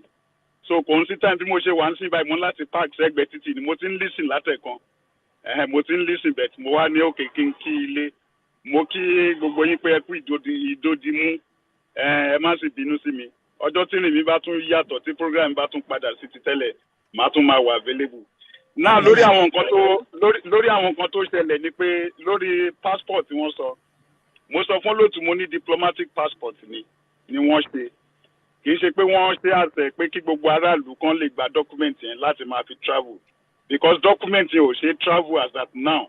Àfàwọn tó bá jẹ́ officials Yorùbá Nation Movement tí wọ́n dẹ̀ fẹ́ lọ sí àwọn countries tó recognize wa as a nation. We are a nation already. But sovereignty wa ló ti wà attached mọ́ Nàìjíríà. A dẹ̀ ń try àti detach sovereignty wa kúrò ní Nàìjíríà. Ìyẹn ni orí yẹn láì wà. Bẹ̀tà mọ̀ pé nígbà tó bá yá lágbára Ọlọ́run a máa dé ibi tá à ń lọ. Ibi tá à ń lọ ò jìnnà mọ́. Ẹ ṣe gan ni mo kàn fẹ́ kí wa ni pé ẹ ṣe àwọn tó ń ṣiṣẹ́ yẹn náà Bishop Adesina àti gbogbo àwọn tó ń ṣe èmi gbé mo fún wọn. Ó wà 100% accurate. Ṣùgbọ́n níwọ̀n bá tán ti ẹ̀ ṣe yẹn ó ṣe pé Yorùbá máa ń ronú dáadáa. A dẹ̀ lè ṣe nǹkan lọ́nà tí ọmọlúwàbí fi ń ṣe nǹkan. Àwọn ò nílò jàgídíjàgan láti ṣe nǹkan bẹ́ẹ̀ a lè ṣe àwọn ètò. Mo dúpẹ́ lọ́wọ́ wọn fún nǹkan tí wọ́n ṣe àwọn ọ̀gbẹ́ni Emola àti alàgbà Akínọlá àti gbogbo àwọn tó wà náà tí wọ́n dẹ̀ jẹ́ leader ní YSDM mo kí wọn náà fún iṣẹ́ takuntakun mi sọ pé a pé kò sí ẹni tó pé even Nàìjíríà gan tá à ń sọ pé Nàìjíríà ta ti ní independence láti more than 60 years ṣé Nàìjíríà pé gbogbo ló mọ̀ pé Nàìjíríà tó bá ní kẹrù tí wọn ní ìtẹ̀lé fún wọn ní 1% because àrí bí wọ́n ṣe ń ṣe nǹkan yọ́bọ̀yọ̀bọ̀ wọn tẹ̀ ṣe nǹkan bí orílẹ̀-èdè òun ló tún wá débi tá a wà tá a sọ pé a fẹ́ kúrò ńbẹ̀ so mo kí gbogbo wọn náà nǹkan tí wọ́n ṣe olóòtú lẹ́ẹ̀kan sí mo kí ẹ̀yin bàbá Adébóyè alàgbà Oyèfúlẹ̀ bàbá Bánkọ́lé àti mo mọ̀ pé Ọ̀túnba ti gbapò mi ní Yorùbá kìíní Adélé olóòtú ẹ ṣe ẹ kú sẹ́nà. Alàgbà Chris tẹ bá dé láàárọ̀ ọ̀la ẹ gbapò yín padà àárọ̀ ọ̀la you're welcome ẹ ṣe ẹ jẹ́ ká Samsung SM ta ló wà lábẹ́. Bàbá Aliu wà bẹ́ẹ̀ o Bàbá Aliu wà bẹ́ẹ̀ o. À pè wọ́n Samsung SM ordinarily kò yẹ ká allow anybody tí àbá morúkọ wọn torí the next thing tamarin sì ni pé oríṣiríṣi ṣolùmọ ta ló wà lábẹ́ Samsung SM. Akíbóyè. Ẹ máa forúkọ sí i. Àmì ò mọ ibi tó ti Sam mi mọ ibi tí yẹn ti jáde wá ẹ má bínú o bàbá mi. Okay, just 1 minute because a fẹ́ máa pe àwọn àgbààgbà tá lórí ìjókòó kan dá sọ̀rọ̀ tó wà nílẹ̀. Ẹ jọ ṣe ní nǹkan tó fẹ́ sẹ́yìn Samsung ẹ fún mi ìṣẹ́jú kan ẹ jọ. Ta ló tọ̀ ta ló wà. Samsung pé méjì Samsung SM méjì ló wà. Isaac Ìyàndá please ẹ jọ from UK. Okay, 1 minute sir. Ẹ ṣe mo dúpẹ́ mo lù yín lọ́gọ̀ ẹnu pé iṣẹ́ ńlá lẹ̀ ṣe ní Yorùbá Gbòde pẹ̀lú àwọn àgbààgbà tọ́lọ́run dẹ̀ jogún ìmọ̀ fún. Ṣùgbọ́n ẹ jọ torí àwọn àgbààgbà kan sọ̀rọ̀ ńbẹ̀ yẹn tí a sọ pé ẹ̀yin Yorùbá tẹ́ ẹ̀ ṣe Yorùbá nation ẹnikẹ́ni tó bá ti wá sórí ètò yìí èmi gbàgbọ́ pé ọmọ Yorùbá àtàtà ni gbogbo wa ikú wa àjọ kú àwẹ̀ wa àjọ gbà ìyà ń jẹ wá lórílẹ̀-èdè ẹ jẹ́ ká fohùn ṣọ̀kan ẹ dákun gbogbo ohun tá a bá ń ṣe ẹni tó ẹjọ́ ká máa pera wa bí ìlọsíwájú ṣe fẹ́ bá wa bá a ṣe fẹ́ gborílẹ̀-èdè wa ìyà yìí pọ̀ jù fọmọ Yorùbá ní Nàìjíríà ẹ dákun tí mo fẹ́ sọ nìyẹn ẹ ṣe. Ẹ ṣeun bàbá. Ẹ ṣeun o okay. Ṣé o jàre. Okay bàbá Irúnmọlẹ̀ bàbá ṣe fẹ́ bá wa sọ̀rọ̀ àwọn èèyàn fẹ́ gbóhùn yìí. No wà available ẹ jẹ́ ká lọ sí ọ̀dọ̀ àwọn àgbààgbà míì wọ́n ti fi mẹ́sẹ̀gì ránṣẹ́. Wọ́n láwọn wà available okay. Wọ́n available no problem at all it's always welcome. Okay. Ta ló tún ní Samsung SM yìí. Ẹ tán bá náwó kó má dàbí ẹni pé ẹ̀hún. Bẹ́ẹ̀ni. Okay, well ibi tọ́rọ̀ gbé dé sí èmi fẹ́ sọ 1 or 2 things kan tó gbé mic fún àwọn àgbààgbà tó wà lórí ìjókòó. One observation and one observation. As much as I have listened to all efforts everybody make, one thing I would say is, have you leaders researched into the harsh, very brutal, very volatile climate in Nigeria? Have you worked on that? Pé kẹtọ́bẹ̀ sí advise anybody. What did I mean by that? Tí ẹ mọ̀ pé knowing us as Nigeria láti gbogbo àṣì wà ń sìn. Mi ò believe pé tíṣu ẹni bá jiná kan fọwọ́ bò jẹ. Tíṣu wa bá jiná àwátàdẹ̀ tún jẹ́ pé we may not be active on YSDM platform. Some of us are also doing a great job. A lè pọ́nra wa. Ni a ṣe ń pòwe pé Yorùbá ní obìnrin rédíò àbí ọkùnrin rédíò obìnrin pa. We are all working together. So kéjò ti kú ni. So but what I want to say ni pé the reality is this kind of document can lead an average Yoruba person into problem. Have you worked on it? Because tẹ́ bá gbé kọjá ní ṣé Muritala ló ṣì ń jẹ́ àbí Yakubu airport téèyàn bá gbé kọjá àwọn gòdògòdò tán àmbẹ̀ tán bá rí lọ́wọ́ èèyàn ẹ̀mọ̀ tó jẹ́ àwọn tán sì kó àwọn tán ti ṣẹ̀mọ̀ kí ni arrangement bóyá kí àìdá ẹ̀mọ̀lákẹ́ arrangement ló ṣe ti make wípé tí wọ́n bá gbé Ọlájídé tàbí Àdìsá ní airport tí ó mú ID yẹn dání tí wọ́n bá gbé ṣe ti ní àrímẹ̀ láti help wọn. Ọ̀túnba bẹ́ẹ̀ bá mú passport yẹn lọ́wọ́ ẹ mọ̀ mú lọ Èkó torí ẹ bá rò pé àwọn kan gbà yín lẹ̀ àánú yìí ṣe. ẹ ṣe mọ́ mi wá observation yẹn lèmi make ìtorí time ẹ bóyá later ẹ lè dá lóhùn ẹ jẹ́ ká lọ sọ́dọ̀ àwọn àgbààgbà lórí ìjókòó yẹn ẹ dá lóhùn later ẹ jẹ́ ká bẹ̀rẹ̀ prof ṣé ẹ fẹ́ bá a dá sọ̀rọ̀ professor Adéníran ẹ̀yin ló kàn sá. wọ́n láwọn ò sọ̀rọ̀ àbí. àwọn ẹ̀gbọ́n ẹ̀gbọ́n ni a sọ fún àwọn fẹsọ bàbá Adéníran ṣe wà ń bẹ sá ok tẹ bá ti rẹ́dí kẹ́kọ̀ọ́. bàbá Adéníran ẹ máa láti mute ara yín o ẹ mute ara yín wọ́n ti mute. ẹ ṣe sá. ẹ ṣe mo dúpẹ́ lọ́wọ́ gbogbo àwa tá a wà níbí fún sùúrù tá a fi jókòó tá a fi gbọ́ ọ̀rọ̀ tí ètò yẹn mú wáyé. Mo sì dúpẹ́ lọ́wọ́ àwọn tí a pè Professor Akintoye àti àwọn míì tí wọ́n ẹ̀ṣẹ̀ mọ̀ lónìí tí wọ́n jọ ń ṣiṣẹ́ pọ̀. Ọ̀rọ̀ tẹ́mi fẹ́ sọ ó ní ọ̀rọ̀ Yorùbá Gbòde. A kì í fárí lẹ́yìn olórí.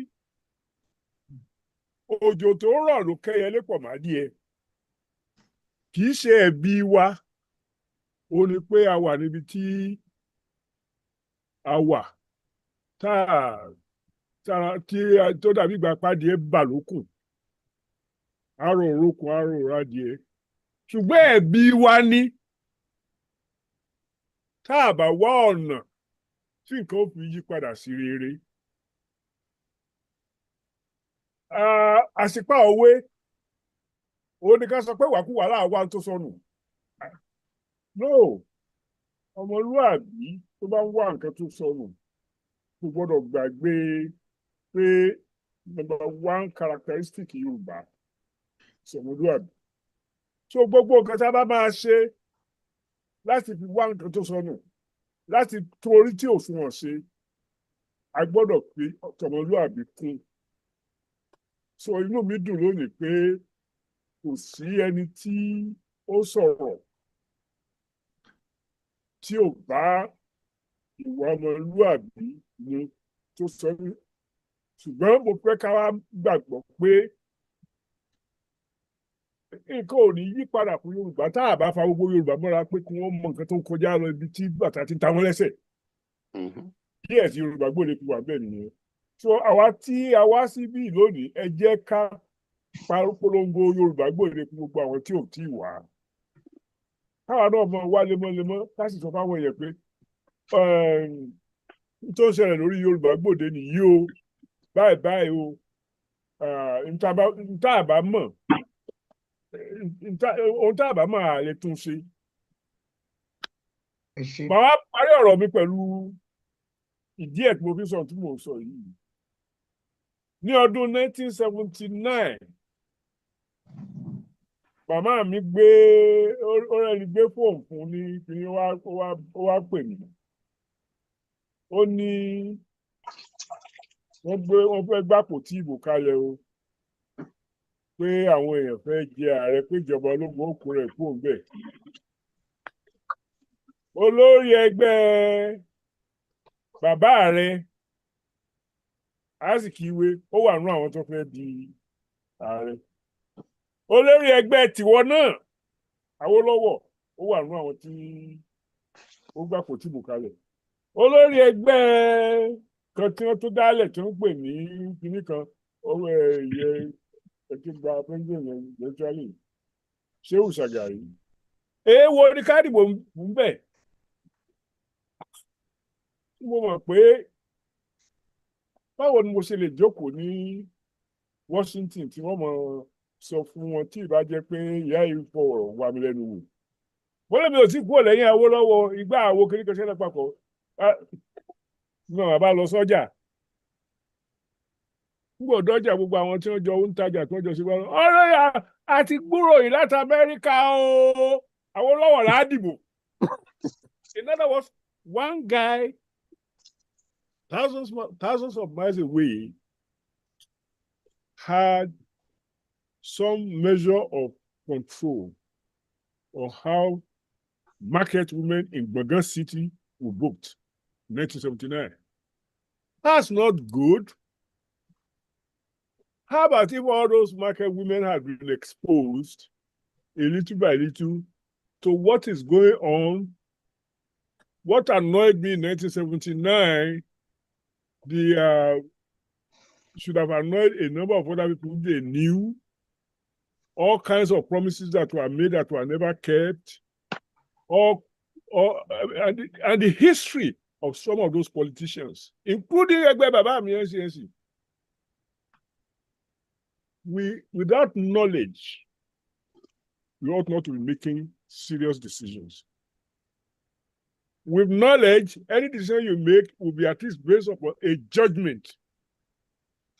But without knowledge, and on the Africa is the only place on our planet where government speaks a foreign language. Every government in Africa speaks a foreign language. How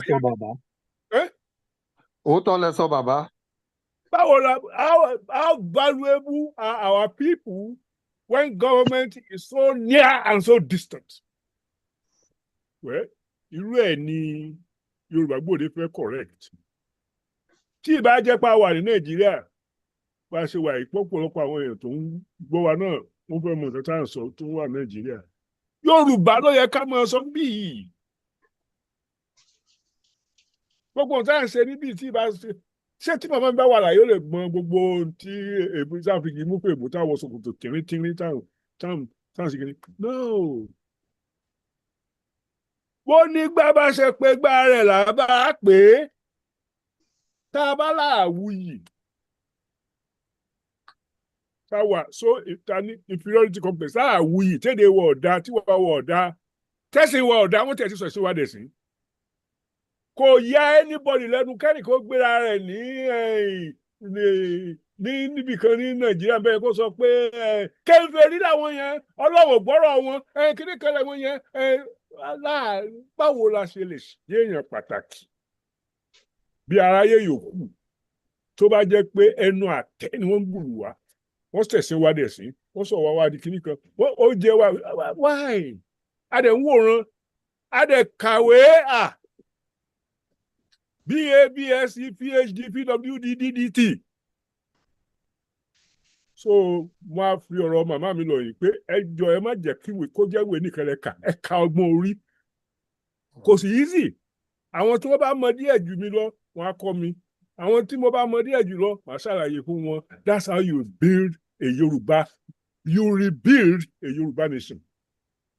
It is in practice, we are a colonized people with colonized mentality and not much of a way, we don't know that much of a way to get out.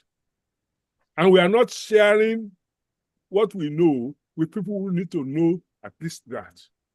I'm begging. Gbogbo nǹkan tí mo máa ń ṣe Sunday ni mo ti pàṣẹ for the past 6 years just to be able to do this.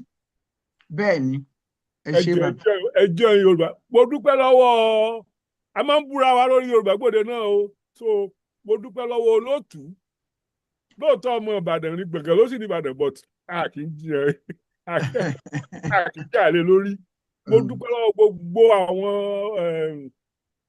amúṣẹ́ṣe oríṣiríṣi. Ẹ má jẹ́ kí a gbàgbé pé ààrẹ awáyé mọ́ lọ. Àwọn Ìbàdàn tí mo fi gúnlẹ̀ kan náà ni mọ́tò yìí ní ìsìn o. Wọ́n ní ṣèyí ó ṣe ọ̀rẹ́ mi ó jẹ́ lọ. Èyí á bá ṣe làóró yìí. Èyí ó ṣe ọ̀rẹ́ mi ó jẹ́ lọ tó bá ṣe làóró yìí. Ṣèyí ó ṣe ọ̀rẹ́ mi ọjọ́ ń lọ. Ẹ jẹ́ gbàgbé pa ajé kú ní gbèsè ṣùgbọ́n a jẹ àwọn ará ààyè náà ní gbèsè ká tó kú. Àbí àkọ́kọ́ san tàwọn ará ayé náà ká tó san ti kú. Wọn ò ní já lọ. Ẹ ṣeun bàbá Àkèrè bọ́tọ̀ ni tiwa o. Yeah, continue. So, ẹ̀yin èèyàn wa. Ẹ má bínú o, doctor. Mo dúpẹ́ púpọ̀ lọ́wọ́ gbogbo àwọn àgbààgbà tí wọ́n ti ń tì mí lẹ́yìn. Báàrí gún àlè iṣẹ́ bọ, báàrí àkàlà àlè ìṣòro. Kinní kan wà pàtàkì tí mo fẹ́ tọ́ka sí kó tó di pé wọ́n mọ̀ dágbére lórí ètò Yorùbá Gbòde tòní. Mo kọ́kọ́ fẹ́ bẹ̀bẹ̀ wípé ọmọlúàbí tí a fẹ́ mú wá lónìí tẹ́lẹ̀ torí pé ọjọ́ ti lọ. A ní lè ṣe ìdánilẹ́kọ̀ọ́ lórí ọmọlúàbí èyí tí dókítà ọlọ́pọlọ máa ń ṣe. Bọ̀ ní ọjọ́ mẹ́jọ, nǹkan méjì ní àgbéyẹ̀wò. A gbé ikú kábíyèsí ọba Ìjẹ̀bú Òde. A máa gbé ọ̀rọ̀ ikú wọn yẹ̀wò. A sì tún sọ̀rọ̀ nípa ọmọlúàbí pẹ̀lú ògo Ọlọ́run. Ṣùgbọ́n lónìí mo rí pé a bẹ̀rẹ̀ pẹ̀lú èrò púpọ̀ ṣùgbọ́n ọ̀pọ̀lọpọ̀ àwọn èèyàn wọn ò nífẹ̀ẹ́ sí àwọn nǹkan kan. Ìyẹn wá jẹ́ kí inú mi dùn. N tó fi jẹ́ kí inú mi dùn ni pé òwe bàbá mi ni mo máa ń tẹ̀lé. Bàbá mi fẹ́ràn òwe púpọ̀. Wọ́n ní tí èèyàn méjì bá wọnú ilé tí wọ́n bá rẹ́rìn jáde kàkàkà wọ́n ní ẹ wádìí ẹ̀ wọ́n ní wọn bára wọn sòótọ́ ọ̀rọ̀. Tí òótọ́ ọ̀rọ̀ bá gúnlẹ̀ wọn ò ní fi gbogbo ara rẹ́rìn. Ọ̀pọ̀lọpọ̀ àwọn èèyàn ni wọ́n ti máa ń béèrè pé kí ni ìhà tí Yorùbá Gbòde kọ sí ọ̀rọ̀ pé kí Yorùbá ó ní orílẹ̀-èdè tiẹ̀. Èmi sì máa ń sọ fún wọn pé irú wá ògìrì wá ní Yorùbá Gbòde. Ṣùgbọ́n èmi fúnra ra mi tí n bá sì ń sọ pé irú wá ògìrì wá ó yẹ ká ẹ mọ̀ pé wọ́n máa ń pòwe wípé birds of the same feather ẹgbẹ́ yẹlẹyẹ wọlé ẹgbẹ́ kan náà ni wá. Ṣùgbọ́n èmi gẹ́gẹ́ bí olóòtú Yorùbá Gbòde ó wà nínú àkọọ́lẹ̀ gbogbo àwọn bàbá Adébóyè náà ní ọmọ abẹ́ǹgbà náà ní nǹkan tó lé ní 20 ọdún sẹ́yìn ni mo ṣe ìfilọ́lẹ̀ àwo kan èèwọ̀ ó gbèjà tí mo ní kọ́lọ́dẹ ó dọ́dẹ ṣe.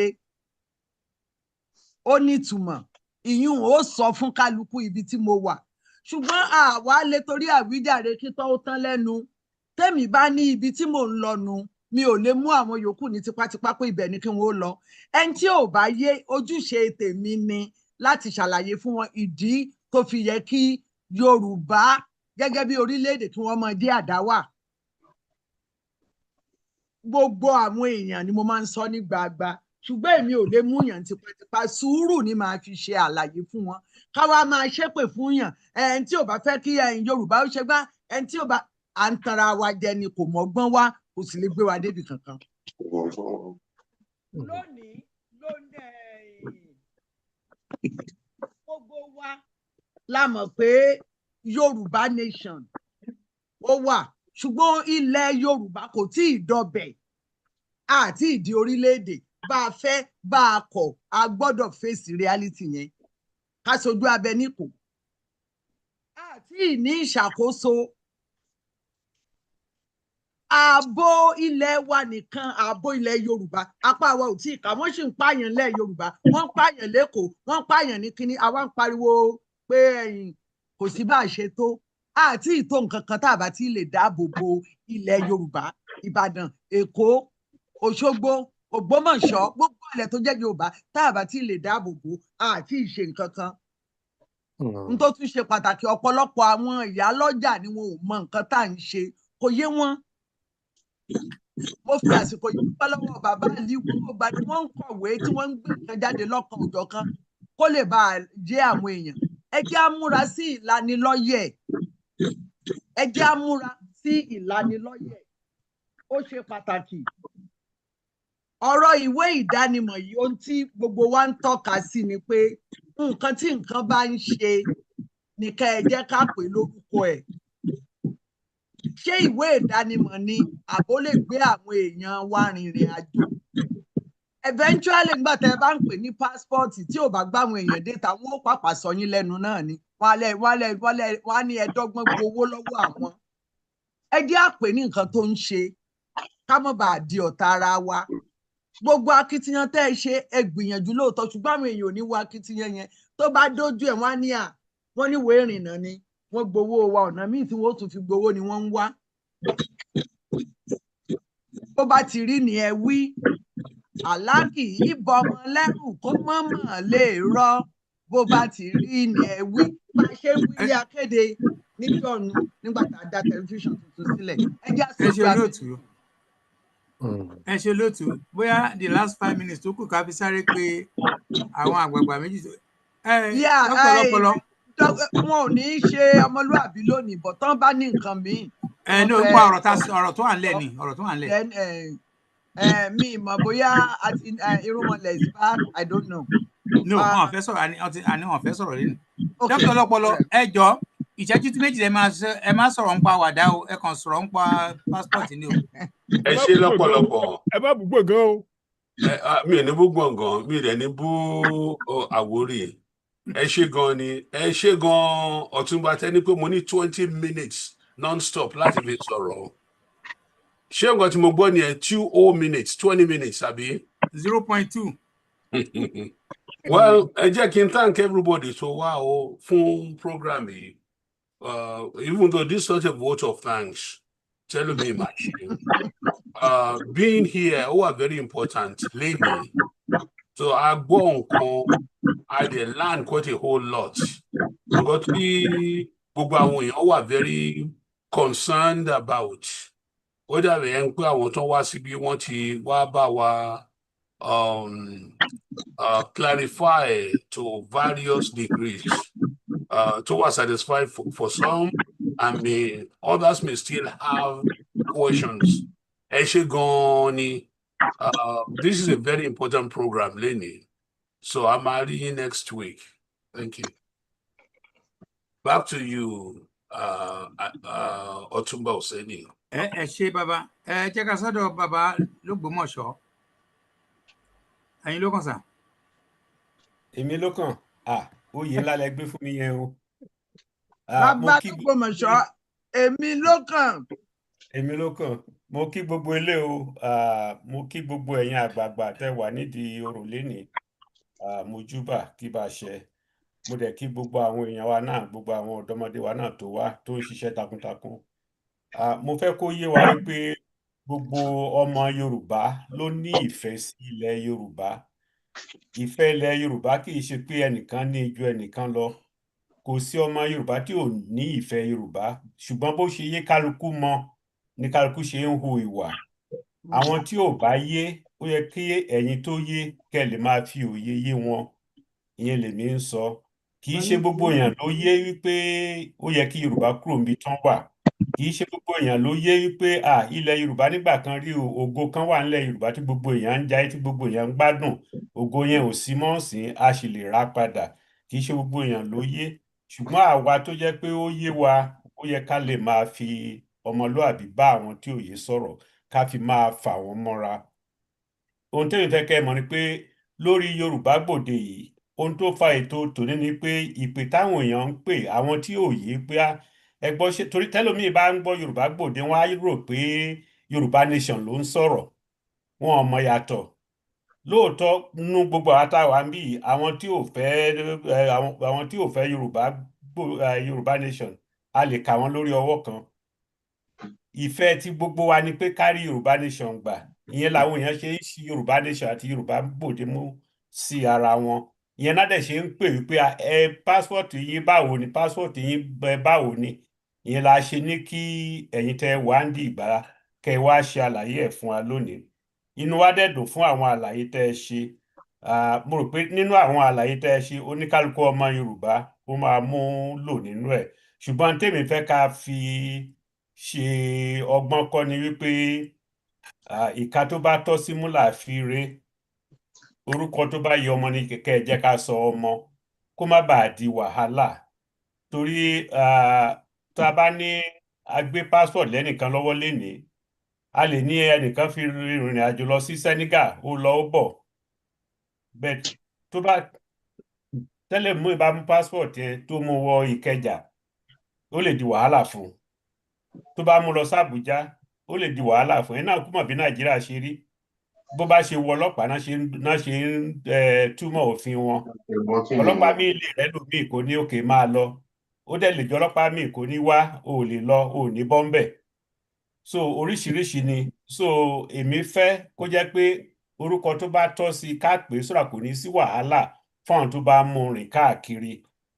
Ẹ ṣé púpọ̀ yín tẹ̀ ń ṣiṣẹ́, a mọ rírì iṣẹ́ tẹ̀ ń ṣe o, a kẹ́gàn ẹnikẹ́ni nínú yín torí ẹni tó bá fi àyè sílẹ̀ tó ń ṣiṣẹ́ pé kí orílẹ̀-èdè wa kó bọ́ nínú àjàgà tá a wà, ó yẹ ká máa yìn lójoojúmọ́. Iṣẹ́ gidigidi lẹ̀ ń ṣe, a dúpẹ́ lọ́wọ́ yín, ẹ ṣé o. Olóòtú. Ẹ ṣé Balógun Mọ̀ṣọ́. Ẹ jọ̀ọ́, on behalf of Yoruba Gbode, I want to quickly recognize Alàgbà Victor Olútaiwo. Ẹ káalẹ́, ẹ káàsán, ẹ káàárọ̀, níbo ni ibi tẹ́ bá wà o. Alàgbà Victor Taiwo. Ẹ káalẹ́ sà o, ẹ kú ọjọ́ mẹ́ta o, ẹ kú iṣẹ́ ìlú o. Ẹ ṣé sà, mo rí pé ti join wa for some time. Kí n tó lọ sí ọ̀dọ̀ Káyọ̀dé Mọ́lá, Deputy National Leader Diaspora. Ṣé ní nǹkan tẹ́ fẹ́ sọ pẹ̀lú gbogbo tẹ́ gbọ́ yìí torí you are also one of the leaders? Bàbá Victor Taiwo. Kò sọ̀rọ̀. Kò sí ọ̀rọ̀. Kò sí ọ̀rọ̀. Níjọ́ wa lọ́rọ̀ wà. Inú ìjọ mi máa ń wà. Yèyé. Àyìn àgbàgbẹ́ má bínú ọmọ kékeré ni o. Ẹni ìjọ mi ọ̀rọ̀ á wà kò ní sáyè. Ìjọ mi dẹ̀rẹ̀ àyè á wà kò ní sọ̀rọ̀. So èmi understand. Èmi understand. Mo understand wọn. Mo understand. Torí time. Yèyé, I mean, sorry, ṣé ká lọ sọ́dọ̀ Ẹ̀mọ̀lá kan bá round up ipe the harsh reality òun ní pèsè arrangement yìí may look good but is it the time? Ó tó di pé ẹ lọ sí ọ̀dọ̀ wọn. Ẹ dákun, mo fẹ́ béèrè ìbéèrè kan lọ́wọ́ wọn. Ohun tí a gbọ́ púpọ̀ jù lénìí ni wípé wọn ò lè fi ìwé ìrìn àjò pé wọ́n ń pè ní passport lóòótọ́ kì í ṣe ìwé ìrìn àjò. A dẹ̀ sọ lórí ètò yìí lónìí wípé ọ̀pọ̀lọpọ̀ àwọn èèyàn gbà wọ́n nímọ̀ràn pé kí wọ́n yọ passport kúrò ńbẹ̀ kí wọ́n máa pè níṣẹ́ tó ń ṣe. Wọ́n ní bàbá náà sọ ńgbà tá a kọ́kọ́ sọ pé bóyá ìdíkà bàbá náà ní àwọn gbé yẹ̀wò. Ohun tí mo wá fẹ́ béèrè ni pé kó tó di àsìkò tí wọ́n ó gbé yẹ̀wò tí wọ́n ó yọ passport kúrò ńbẹ̀ tó bá ṣe é ṣe. Ǹjẹ́ a lè máa sọ fún àwọn èèyàn tó bá béèrè wípé wọ́n ní kì í ṣe passport tàbí pé wọn ò lè fi rìnrìn àjò? Mo fẹ́ kí alàgbà Ẹ̀mọ̀lá kí wọ́n fi ìyẹn sínú nǹkan tán máa sọ. Ṣé nígbà tí wọ́n ti sọ fún wa pé wọn ò lè fi rìnrìn àjò, ṣáwa náà lè máa sọ fún àwọn èèyàn pé wọn ò lè fi rìnrìn àjò? Ẹ ṣé ìyá mi. Kí n tó dáhùn ìbéèrè yín, ẹ jẹ́ n tiẹ̀ kí àwọn bàbá wa, irú àwọn bàbá wa Tọ́ládé níyì. Èèyàn lè rí wọn jókòó kó má sọ pé òun ò réèyàn. So mo kí wọn àti bàbá wa Victor Taiwo. Mo dẹ̀ tún kí àwọn bàbá wa náà àtàwọn tó wá láti YSDM àtàwọn ìyá wa. Gẹ́gẹ́ bá a ṣe sọ, in a simple form, a ṣe fún àwọn èèyàn pé ẹ wá gba passport o, Yorùbá nation ti délẹ̀ o, kẹ wá fi máa rìnrìn àjò. That will be very, very misleading. At the same time, téèyàn bá mú dání tó gbé dé ibì kan tó ní, see, this is my nation. I know I have this passport, but this is my nation. I just want you to stamp it. Tí immigration officer yẹn bá stamp wẹ̀, a lè sọ pé kìíní. I'm just giving an example. But the message is a lè sọ fún àwọn èèyàn pé ìwé tí wọ́n máa fi rìnrìn àjò ni. Púpọ̀ nínú nǹkan tá a ti gbọ́ lálẹ́ yìí a máa mú lò. Àtúnṣe tó bá wà ńbẹ̀ tá a bá lè ṣe a máa ṣe. Ẹ dákun alàgbà Ẹ̀mọ̀lá kẹ́ ẹ tó tẹ̀síwájú torí ká kúkú jẹ ìkuru tán ká má gbọ́n ọwọ́ ẹ̀ sáwo kó lè bá kípàdé ìjókòó wa ò ní kó lè bá a ṣe pàtàkì. Tí àwọn èèyàn bá bi wá nípa ìwé yìí. Ẹ sọ fún wọn pé kọ́ máa gbà, tó bá fẹ́ gbà pé wọ́n fẹ́ fi rìnrìn àjò kọ́ máa gbà o, àní kẹ́nìbọ̀dì wá gbà. Àwọn kan béèrè ọ ní kíni mo ní kò sí ìlú tó lọ ọ ní ṣé máa pe àwọn èèyàn kan wá máa gbà mo ní no. ìlú òkè lọ pe àwọn èèyàn pé kẹ́ wá gbà ẹni tó bá mọ̀ pé ó ní nǹkan gbà ó lè gbà ẹni tó bá mọ̀ pé kò ní nǹkan gbà so ká má dẹ̀rù pé gbogbo ọ̀rọ̀ tá a ti sọ ń bì gbogbo ọmọ Yorùbá ló ti gbọ́ ìmí máa dé lọ́la kì í ṣe gbogbo ọmọ Yorùbá ló ti gbọ́ o torí about a week or two ago a lọ sí world media àdèyànnàná gbogbo àwọn ọ̀rọ̀ yìí fún wọn a tún ti wá síbí láti wá ṣàlàyé àti kọ́ àwọn ẹ̀kọ́ kan tá a máa múlò àwọn èyí tá a ní múlò a máa kó sọnù àwọn míì tó tẹ̀ tí ìyẹ ká lò a máa kó síbì kan títí di ọjọ́ tá a bá lè múlò the only thing tó kàn wá ń bẹ̀ ni pé tá a bá tún débi àwọn ẹlòmíín tún lè pè wá pé ká wá yọ̀nàná ọ̀rọ̀ yìí fún wọn ìdí tí mo yẹ sọ pé bákan méjì ni mo mọ̀ pé passport tó wà lórí ẹ̀ ló dàbẹ́ ni pé ó fẹ́ fa ọ̀rọ̀ àmọ́ passport nǹkan méjì ni passport ń ṣe ìkíní ni identity gẹ́gẹ́ bí dádì wa mínísítà Adéyẹmí ní tó ṣàlàyé identity ibi míì tẹ́ bá débì kan lè ní where is your identity gan tá a lè fi mọ̀ pé who you say is who you really say you are. In those instances, it is very useful and functional. In the other instance of pé you use it in the terms of traveling, at this moment, ó lè ṣàìmá wúlò, but ó lè wá di ọjọ́ ọ̀la kó wá wúlò. Then a tún lè rí àwọn tó lè lọ síbì kan. I have British nationality, I have British passport, I have Nigerian passport. There are so many countries I can travel to, either with the British passport or with the Nigerian passport. I could show them identity. Ìlú ọba tí mo wà ń bì, ẹlòmíì tó bá ní where are you from? Mani, I'm from Yoruba land. And where is that? When you go to Google Map and find out. So it is promoting my identity. It is promoting who I am. So tẹ́nìkan bá ní mo fẹ́ lọ gbà á títorí pé mo hate Nigeria my Nigeria mi ò fẹ́ gba Nigeria passport. That it is not intended to replace the Nigeria passport, but it is showcasing our identity as Yoruba and who we are. So ẹni tó bá fẹ́ gbà pé òun fẹ́ gba ìwé ìrìnnà pé òun fẹ́ lọ gba visa àbẹ́ òun fẹ́ ṣe kínní ó ṣìnà kì í ṣe document eléyìí ló need kó lọ sí Nigeria government kó lọ gba Nigeria passport. Ẹ ṣé gan. ẹ ṣeun adúpẹ́. Kábíyèsí round up o. Bẹ́ẹ̀ ni lónìí bàbá ẹ pé bàbá Aliu náà. Bàbá Aliu bàbá Aliu. Ẹ jọ̀ọ́ ẹ má bínú ẹnìkan jẹ́ olórí ogun àbí olórí ogun mi ò mọ̀ bí ọkùnrin àbóbìnrin ó ti ń táìpù látijọ́ ẹ̀ kóun náà ká gbóhùn ẹ̀ ṣọ́kùnrin ni àbóbìnrin. Lẹ́yìn bàbá Aliu. Prof náà sókè òun yèyé. Hello. Ṣé Professor Aliu lẹ́ ń sọ àbí bàbá Adéníran? Bàbá Adéníran ẹ jẹ́ kán sáré sọ̀rọ̀ dẹ́nà àgbè fún bàbá. Ẹ dákun ẹ foríjì mi. Ó ní nǹkan tí mo fẹ́ sọ nígbà tí mo sọ̀rọ̀ lákọ̀ọ́kọ́ tí mo wá gbàgbé. Orílẹ̀-èdè ni Yorùbá. Ó sì ti ń jẹ́ bẹ́ẹ̀ ti pẹ́. Àjàyí Crowther tó gbé ẹ̀sìn kiri ó wá sílẹ̀ wa.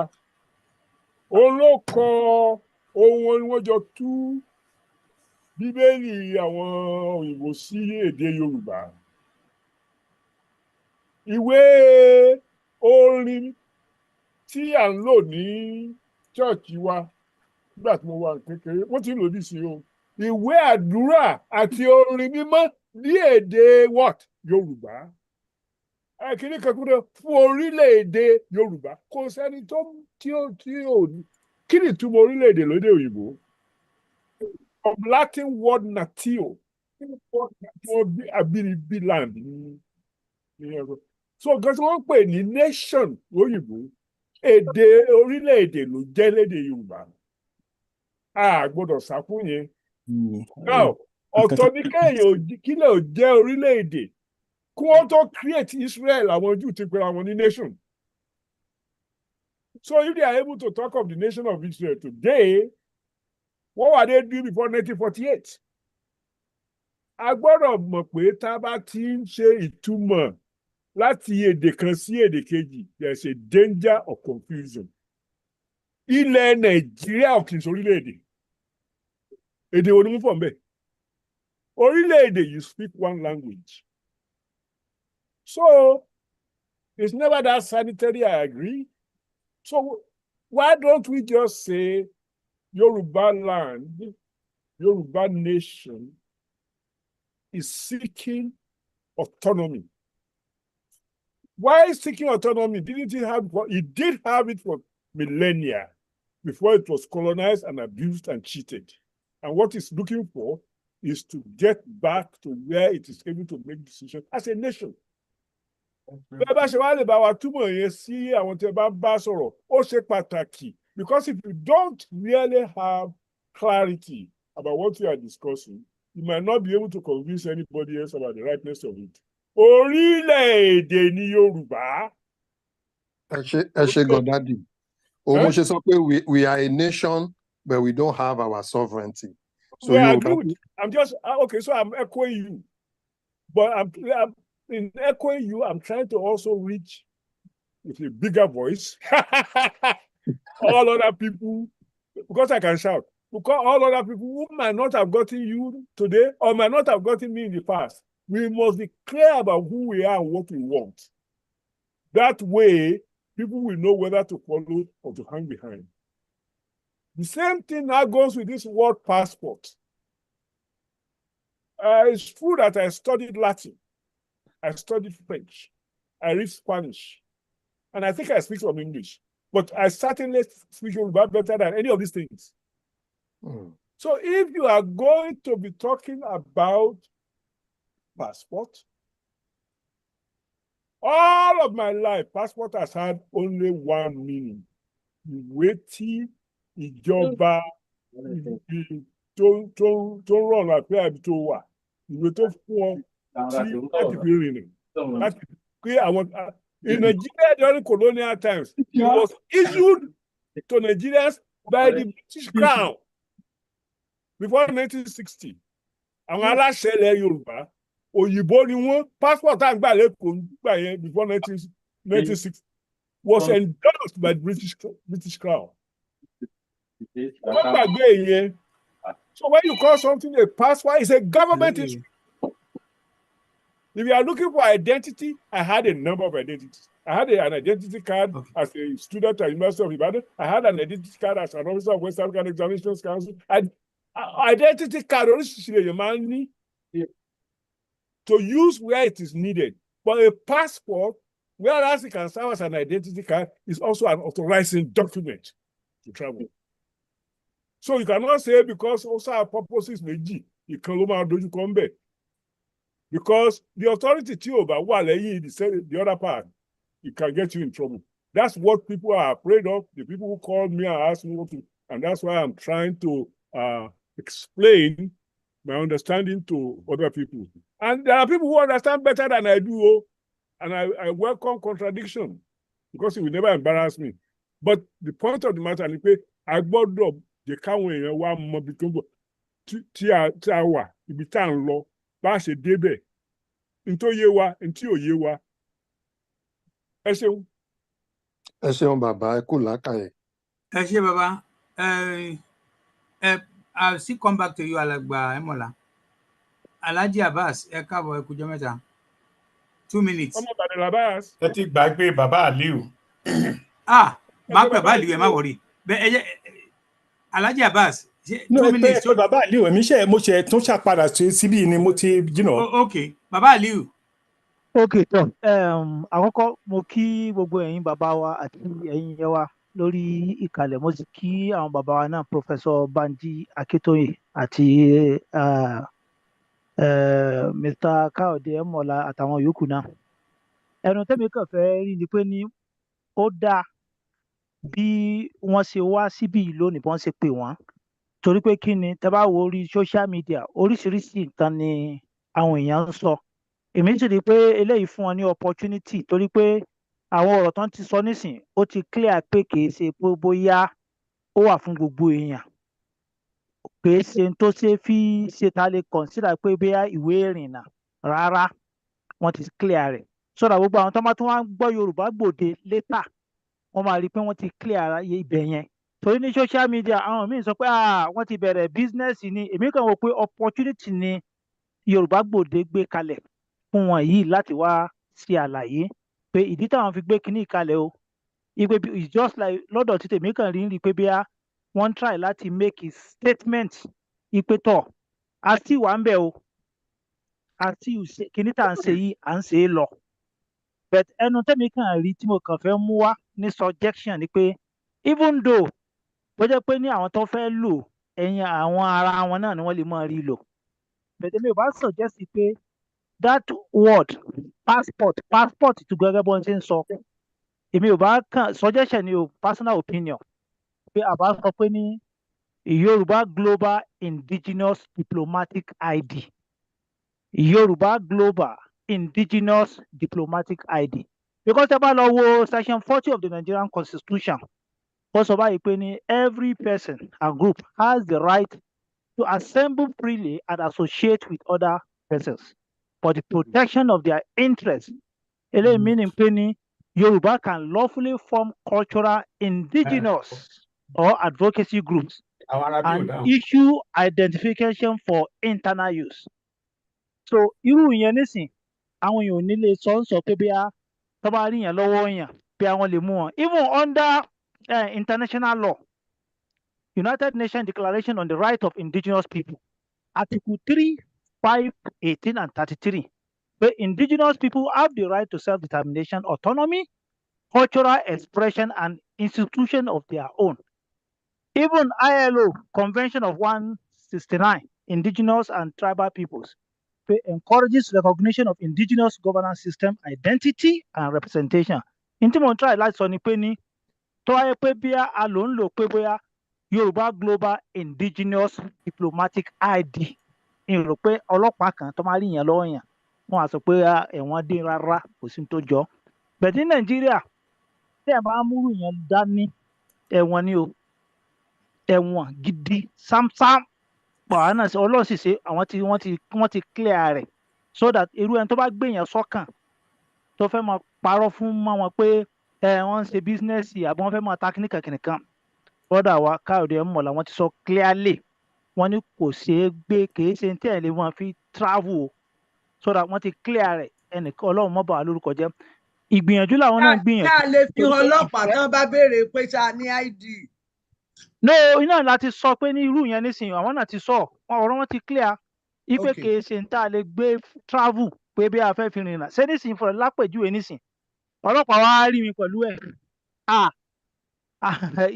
iná bí omi òjò ní Nàìjíríà wa yìí o èèyàn ò lè lò ó. tó bá jẹ́ pé passport tí wọ́n kọ sí lára ó ti ẹ̀yẹ ká fún wa ní sample lónìí mi mọ reason ó yẹ ká fún wa ní irú nísìnyí báyìí sọ bó ṣe sọ pé kò sí for everybody àárín ara wọn làwọn lè lò ó wọ́n sì ti sọ ń sọ pé irú àwọn for example ní sí irú àwọn country tó ń ti gbà wọlé tọ̀ irú wọn báyẹn àwọn ò lè lò lọ sí irú àwọn country báyẹn kì í ṣe tó wà fún gbogbo everybody náà àmọ́ tá a pé fún gbogbo everybody la fẹ́ ṣe ni a lè pè ní irú tó a pè ní tá a fẹ́ ṣe ní general ni a lè wá lè lo orúkọ pé bóyá Yorùbá Global Indigenous Diplomatic ID èmi ò rò pé yẹn wà illegal ilé wà legal Indigenous ID Indigenous Diplomatic ID so ẹ kú gbìyànjú o ẹ bá ṣe bí àwọn bàbá àdúrà wo gbà o. ẹ ṣé bàbá Aliu hold on prof ṣọwọ́ àná lélẹ́yìí àbí ti ìrọ̀lẹ́ yìí. àbí ti jẹta ẹ ṣe wọn lọ́pọlọ pípé bàbá Aliu ẹ ṣe ń wo. La Crown mò ń bọ̀ abayín ẹ jẹ́ kí n sáré fún alàgbà Abbas ní just 2 minutes torí ọjọ́ àná lọ àwọn náà fẹ́ close. alàgbà Abbas. ẹ ṣe ẹ pé tó impression tá a get ò ní pé anybody tó bá jẹ́ ọmọ Yorùbá wọ́n lè lọ gba passport yẹn. Ẹ dákun ẹ bá mi béèrè lọ́wọ́ alàgbà Ẹmọ̀lá ṣé lóòótọ́ ni ẹ confirm ẹ̀. Àti ẹ mọ̀ pé ọ̀pọ̀lọpọ̀ àwọn èèyàn ló ní anybody can get it. Nǹkan tó bá pè ní diplomatic kì í ṣe everybody ló ń gba diplomatic. Anybody can get an ordinary passport or whatever. Àmọ́ ti ní èdè passport yẹn ló dàbẹ́ ni pé ó ń rú àwọn èèyàn lójú. And what we aim to achieve, Ọlọ́run dẹ̀ ṣe àti ráyè yànnàná most of the nǹkan tó rú àwọn èèyàn lójú. We intended it for identity. Tó bá ṣe pé bí abiti passport yẹn, we will consider it and redesign it. Nǹkan tó bá dẹ̀ máa jẹ́, a máa jẹ́ kí it's not something I can say here. Okay, so not only the fact pé ẹlẹ́gbẹ̀rẹ̀ passport only the only problem. Naming it diplomatic is a big problem also. The implication is this, and for your information, I traveled on diplomatic passport for 20-something years. Anybody that carries diplomatic passport is representing the authority that issue it 24 hours. Anything any ever say 24 hours, 7 days a week is carrying out the business of the issuer. Now, tẹ́ bá issue ẹ̀ fún anybody, bójá wọn Yahoo, tán bá lọ ṣe Yahoo, tán bá mú wọn, you are responsible. Àwọn ọ̀daràn, tán bá mú wọn, tán bá ti rí lára wọn, anything they do, they are carrying out the business of the issuer. 24 hours, 7 days a week, 7 days. 24/7. Now, diplomatic passport is a burden. Trust me, it's not for any authority, but it's a burden. Anybody that carries diplomatic passport, I don't care, anywhere you go anywhere, you must have a visa on it. Even ordinary passport, there are 3 different passports: the regular one, official passport, and diplomatic passport. To buy any regular passport, you are better off the regular one, because there are some countries you can go with and go and get visa. You cannot live, once you are diplomatic, you must have a visa anywhere you go in the world. No exception to that rule. Wow. Like me, if I'm going to South Africa, Timber travel Pelu regular American passport, I don't need visa. I can go. It gives me, I can go in and out 20 times without anybody asking me a question. But once you carry a diplomatic, you must have a visa on it. Wow. Now, tí trouble bá ṣẹlẹ̀, you must have a process in place to repatriate that person 24 hours a day. Wow. I don't talk more. Because when you go somewhere, if there's trouble, they have the obligation to take you out of that position 24 hours a day, 7 days a week. So there are so many implications about naming anything diplomatic. So diplomatic yẹn gan ó tún burú. Yes, it's a burden. It gives you a status, but it is a burden. Kí ló dé tẹ́ wá dákẹ́ látàárọ̀ tẹ́ ṣàlàyé gbogbo eléyìí fún wa. No, mo wà lójú ọ̀nà, mo ṣe get on. Wọ́n ṣẹ̀ṣẹ̀ dé ni. All right. Mo ń gbọ́ lórí fóònù mi, but mo ṣe wọlé nísìnyí mo ṣe calling. So there are too many things that is tied to diplomatic passport. Number one, kẹ́ tó lọ anywhere, you must get a country clearance. If you are traveling on diplomatic passport, you cannot just take it and go anywhere. There's something they call country clearance. If you don't have country clearance, you cannot travel with a diplomatic passport. Ìlú tó ń lọ, authority wọ́n sọ fún ọ pé ẹni báyìí ó ń bọ̀ with a diplomatic passport iye number of days or number of years báyìí ló máa lò lọ́dọ̀ yín o. Wọ́n á spell out exactly what you are coming there to do. They have to spell it out. You are coming there to do so, and so. And they will also tell, you have to tell them, ibi tẹ́ni ẹ máa gbé, o gbọ́dọ̀ ti make arrangement kẹ́ni ẹ tó travel. Gbogbo transportation system tó máa lò, o gbọ́dọ̀ make arrangement So too many things is tied to diplomatic, anything you call diplomatic. So if you don't have all this process in place, if you don't have this authority to get all these things in place, you cannot label it diplomatic and nobody can travel it with it. In fact, with that information, hello, I sir. think Shame on coming, sir. I want to buttress what he's saying. This is Bishop Adesina. Okay, 1 minute. Sorry. Okay, 1 minute, Abi. Now, I thank God he said he came late. Gbogbo nǹkan tó sọ yẹn ni mo ti ṣàlàyé nígbà tí mò ń sọ̀rọ̀. Being that a ò fetí sílẹ̀, gbogbo tó sọ ni mo ṣàlàyé. Mo ní ó ní àwọn kan tó ń bá bàbá ṣiṣẹ́ tó pé arrangement wà tó ń lò. That's diplomatic. Then the purpose why tó ṣe wá flag it out tó di pé okay ìwọ tó bá jẹ́ ọmọ Yorùbá everywhere maybe you can come for it is to widen the frontiers of the country that recognizes us. Wọ́n lè fi owó máa rán gbogbo èèyàn everywhere. YSDM did not have that fund and capacity, and we want to have our nation as quick as possible. So everything tí ẹ sọ àmọ̀ràn tẹ́ gbà wá, we have noted. Boya will go home now and do our homework. The diplomatic remain and we exist for those working with Baba and will be under. While the one that will be available, we can change it to ID. I think that is my conclusion.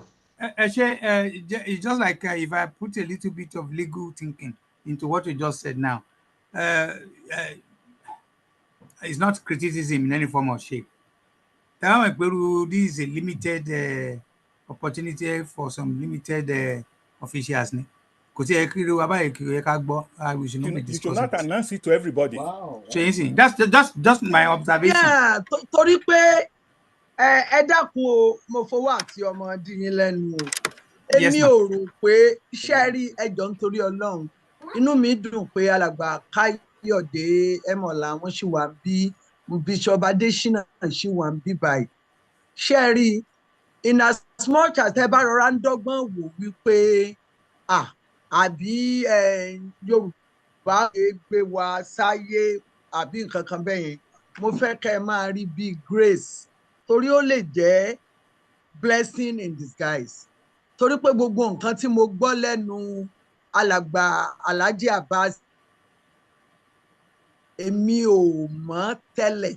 Mo ti mọ̀ pé diplomat ni wọ́n fún ọ̀pọ̀lọpọ̀ ọdún àti bá dẹ̀ tún wò ọ̀rọ̀ ọlọ́gbọ́n kì í tà ṣe tòmùgọ̀ ló ń yàtọ̀. Tẹ́ ẹ bá gbọ́ nǹkan tí ọ̀dọ́mọdé ọ̀gá ọlọ́pàá Lakran náà sọ. Mi ò rò pé ẹ ráyè púpọ̀ láti ṣiṣẹ́ lórí ẹ̀ kó tó di pé ẹ gbé síta. But ó bà ní kò tí ì bàjẹ́ because mo mọ̀ pé ẹ̀yin náà ẹ fẹ́ kí àwọn èèyàn kó sí wàhálà láti pàṣẹ ẹ̀yin. Ẹ̀yin náà ẹ dẹ̀ fẹ́ kí Yorùbá nation ó wà nínú wàhálà. Nǹkan tí ó ń jó wa lára ó lè jẹ́ ká ṣe ọ̀pọ̀lọpọ̀ nǹkan tí ò yẹ ká ṣe. A wà padà sí drawing board pẹ̀lú gbogbo ìmọ̀ràn tá a ti gbọ́ lónìí, especially ìta gbọ́ lẹ́nu Alhaji Abbas àti ọ̀dọ́mọdé Lakran. A wá padà sí drawing board, a wà lọ tún dàálẹ̀, a tún ṣà kó lè bá achieve nǹkan tá a fẹ́ kó achieve, kó má bá wà counterproductive. Ọ̀dọ́mọdé Lakran wọ́n náwó sókè. Yes, ọ̀dọ́mọdé Lakran, yes. Ẹ ṣeun, mo fẹ́ make clarification kan tí mo gbọ́ tó dà pé nìkan sọ. Ṣé ẹ rí kò sí ọlọ́pàá tó lè múyàn pé èèyàn carry ID kankan lórí ẹ̀rọ ẹ̀ sọ pé wọ́n ti ẹ̀ pé ní orúkọ tí wọ́n pè é sìn ọlọ́pàá kan ò lè múyàn as long as tó bá jẹ́ face ẹni tó wà bẹ́ẹ̀ ni ẹni tó mú dání. Ẹ̀yin lẹ lè pé nìkan tó wù yín bẹ́ẹ̀ tí nǹkan tá à ń sọ ni pé to make such a document credible ó ṣàníbi tí ẹ ti fẹ́ lò ó kó lè jẹ́ pé wọ́n lè gbà á láwọn ibi tí ó yẹ kéèyàn ti lo ojú, ṣùgbọ́n pé kéèyàn sọ pé bó ṣe wà yí gan ọlọ́pàá kan amúyàn àtìyàn mọ́lé for what? That is not a personification. So that is one. Number two, gbogbo á ti gbà á sí pé tó bá ti yẹ kójú ẹni yẹn ló wà ń bẹ̀. Bẹ́ẹ̀ tó bá jójú ẹni yẹn ló wà ń bẹ̀ anybody ló lè fún ní ID as long as tó bá ọ̀tán bẹ̀tẹ̀ tó ń wò ó lálẹ́ wàá wò ó pé ǹjẹ́ eléyìí tọ́ is it one of the legal document requirement tí màá fi sọ pé torí pé ojú ẹ ló wà ń bẹ̀ màá gbà á bẹ̀ that's another issue. Ẹ mọ̀ nílùú tá a wà ń sìn ọ̀gá ìgbé wàhálà dé wọ́n ní kéèyàn gba real ID ni wọ́n pè é for the purpose of travelling within. Ó ṣàfẹ́ mú àwọn tí ó jẹ́ àtọ̀húnrìn wá tó bá sọ pé passport ń sìn ó mọ̀ kí wọ́n láṣẹ̀ sí passport pẹ̀lú ó ní èèyàn gbọ́dọ̀ ní real ID kó dẹ̀ tó gba real ID yìí ó láwọn nǹkan tí wọ́n béèrè lọ́wọ́ èèyàn ìyẹn jẹ́ ìkíní. Ẹlẹ́kejì diplomatic tá a kàn fi ń ṣeré bí ẹni gbàgbọ́ ọtí is not for everybody. Then òun ni gbogbo wa náà ò ṣe ní ṣùgbọ́n tí èèyàn bá ní regular passport bí bàbá àbá ṣe sọ that is actually the document for everybody. Bẹ̀tẹ̀ tó bá fẹ́ lọ ṣiṣẹ́ on behalf of a nation to another nation ló ní ìdí yẹn tó bá dẹ̀ ṣiṣẹ́ for that period náà wọ́n á gbà á àwọn tó jẹ́ diplomat ní ọ̀dọ̀ wa ń bì í tásìkò tó wọ́n á ṣiṣẹ́ ìlú ìbá kọjá wọ́n ń gbà á lọ́wọ́ wọn kọ́tọ́ kan ṣe nìyẹn tó bá rìtáyà ìyẹn jẹ́ kejì lẹ́yìn kankan tí màá tiẹ̀ wá rò based on nǹkan tí bàbá Adébóyè sọ wọ́n sọ jẹ́ pé à ń ro ọ̀la mọ́ nǹkan tá à ń sọ yìí ṣe fi Yorùbá fi pé orúkọ kínní yẹn because tẹ́ bá gbé Chinese passport international passport dání lè kà ẹ̀ tó yé wọn èdè wọn ni wọ́n lò wáyé tá a ṣe lo èdè tiwa fi pé ìwé tá à ń sọ yìí torí ọjọ́ ọ̀la là ń plan fún Yorùbá wà ń bẹ̀ sà. Yorùbá wà ń bẹ̀ sà. mo kàn ń sọ mi ò tí ì rí the last thing tí màá sọ mo sọ mọ́rọ̀ lẹ́ẹ̀kan yìí sì ó ṣẹ̀ṣẹ̀ yé. Ó tiẹ̀ yẹ ká ẹ mú sample wá fún wa ká wò ó. Wọ́n fi kan wá ń sìn wọ́n tún lọ lo green ní Nàìjíríà. Kò green o ẹ̀yin lẹ́kọ̀ọ́ kò green o. Ṣé wọ́n ti fi hàn wá gbà tèmi dìde? Ok ó dà ṣe rí the last thing tí mo fẹ́ sọ tí mo dẹ̀ rò pé ó ṣe kókó náà gbogbo ìjà tá a máa ń jà yìí a máa ń wò ó pé àwọn ni ò jẹ́ ká jẹ́ bí a ṣe jẹ́ èmi máa ń bi ara mi léèrè pé ta ni àwọn yẹn gan kì í ṣe àwọn ṣe àwọn fi ṣàṣe wọn o kì í ṣe yẹn o ṣùgbọ́n ẹ jẹ́ kí a kọ́kọ́ rò ó pé dọ́kúmẹ̀ntì tá a bá ti ṣe adjustment tá a wí kẹ́tì ẹ̀ kọ́kọ́ jà fún wa pé ní gbogbo ilẹ̀ Yorùbá tọmọ Yorùbá bá mú dání tó kúrò ní Ọ̀yọ́ state tó lọ Ondo state tí wọ́n béèrè ojú ẹ̀ tó bá fi hàn kí wọ́n lè gbà á kó má sọ pé kí ló gbé dání ẹ jẹ́ ká kọ́ ṣe yẹn láàrin ara wa kó jẹ́ pé nílẹ̀ Yorùbá tá a bá fẹ́ lọ bìkan on official ground tí ọmọ Yorùbá bá lè present ẹ̀ káwọn tó wà nílẹ̀ Yorùbá láàrin ara wa kán dẹ̀ lè ọ̀nà ẹ̀ tá a bá lè work on that easy láti transition sí national tá a fẹ́ sọ pé ó jẹ́ ẹ jẹ́ kí a mú dání lọ àkókò mi ìgbọ́ orí ò lákòókò. ẹ ṣe sà. So that is I think that is my last point. Thank you. ẹ ṣe Lacrown máa dúpẹ́ lọ yín sà. ẹ jọ I want to make an observation. We had someone who has been very, very proactive here.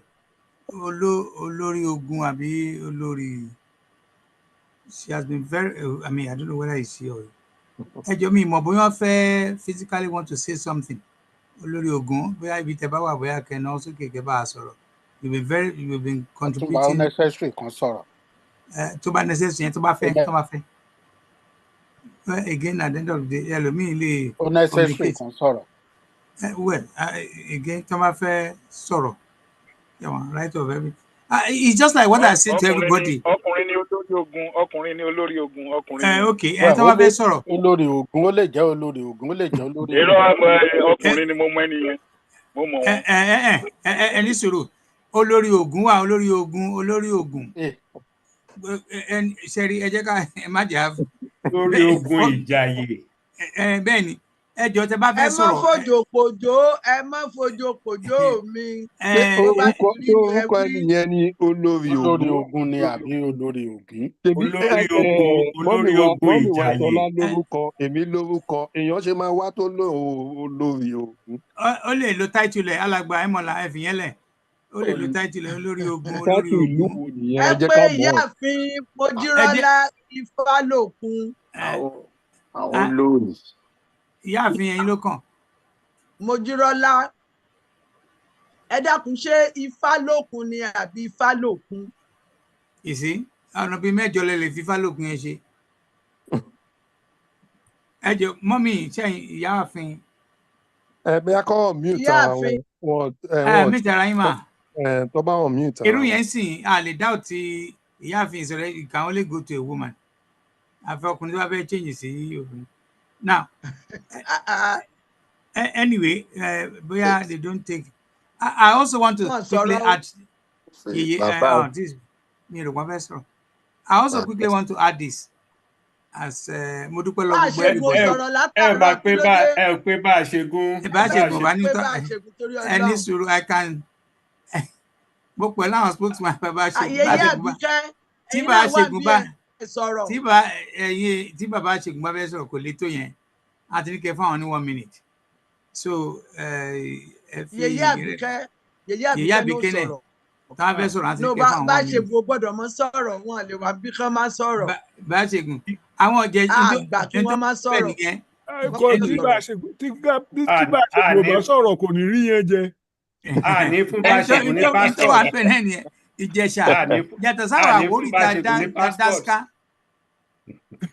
a ṣe gún mọ́tì Ìjẹ̀ṣà lẹ́ni oṣù ẹ gbọ́dọ̀ má sọ̀rọ̀. Do you know the actual Yoruba word for passport? Ìwé ìfúniláyè. Ìwé ìfúniláyè. I've just been looking at it on the dictionary. That is the purpose of a passport is to give you permission. The only observation that I will make is this: that when somebody takes time for whatever reason to devise something or to have an idea, we sometimes have a tendency to criticize either the name or as if the people who have come up with the idea had not thought about it at all. We had the same problem when we started the Yoruba Party in the UK, that people were telling us to change the name to this, that, and the other, forgetting that before coming up with the name, it has taken us some time to think about it, to do the research, to consult widely. And so from my own point of view, even if I don't agree with the idea of having a passport, I will not presume that the people who came up with the idea hadn't thought about it.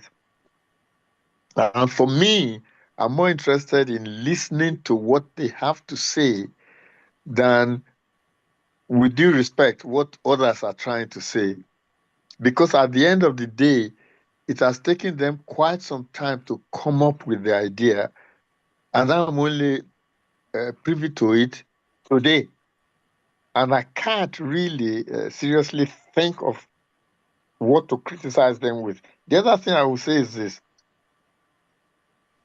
the PLO, if people know about the PLO, had a similar kind of passport which allowed them to travel around the world to be able to make their case.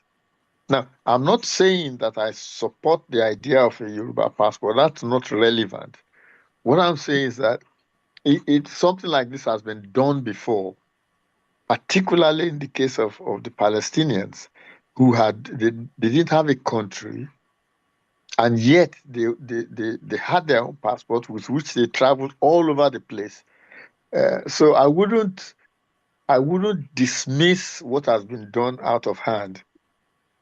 That's really what I know. I may surprise some people in what I've just said, but that's my own contribution. Thank you very much. ọba ìpọ̀ kọrin. Abámoyé ń bá yín sọ̀rọ̀. Mo ń gbọ́ yín.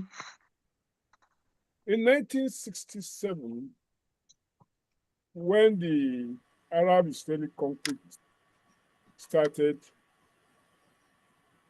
was the first time that I knew that Palestinians could move around with passports.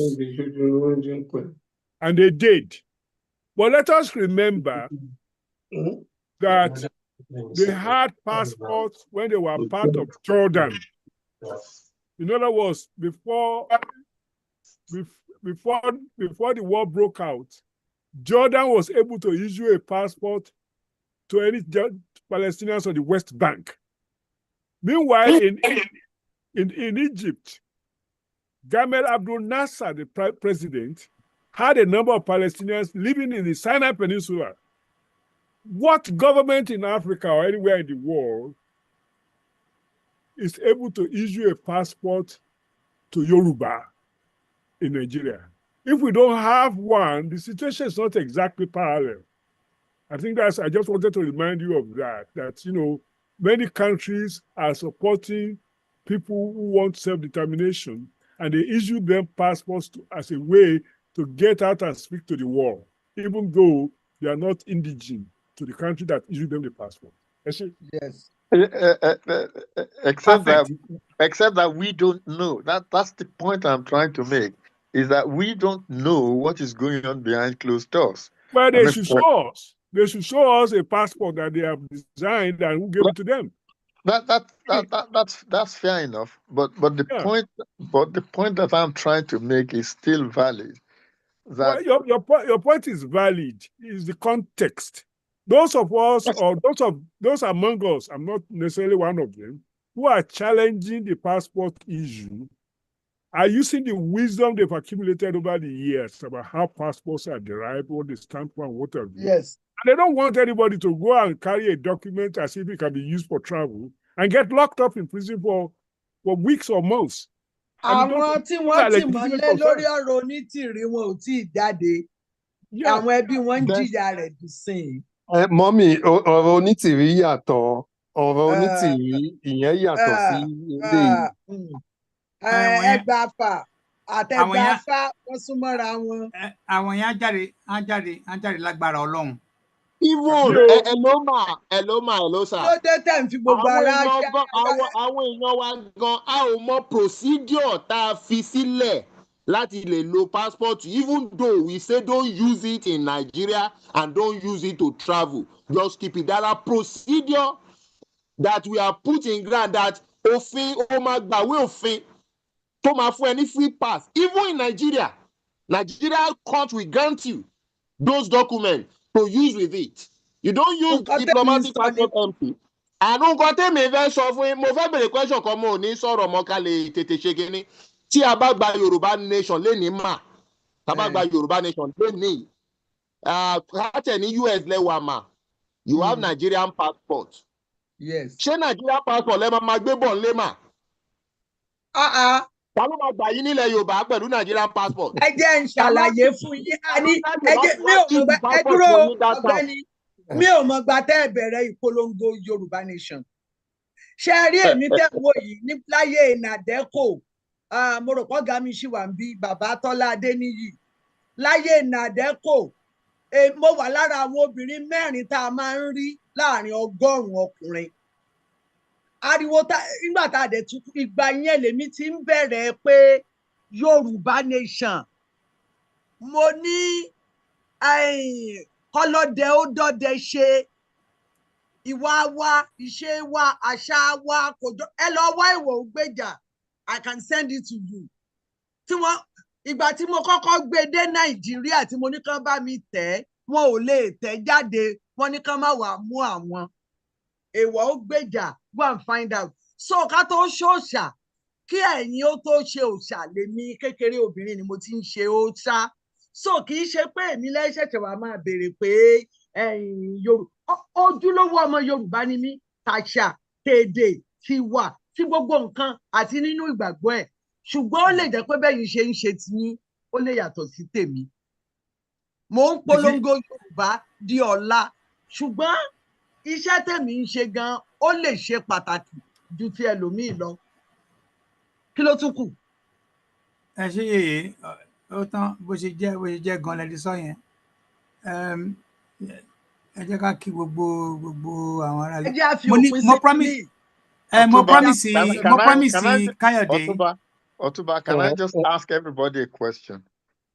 Everybody. Suppose that the Arewa states or whatever, they decide to have a passport that we are talking about right now. What do you think will happen if the Arewa states, the 12 of them are the top there? Arewa. There's nothing Arewa, or that whatever happen. you call them. You know, the people who are there. It's a very brilliant question.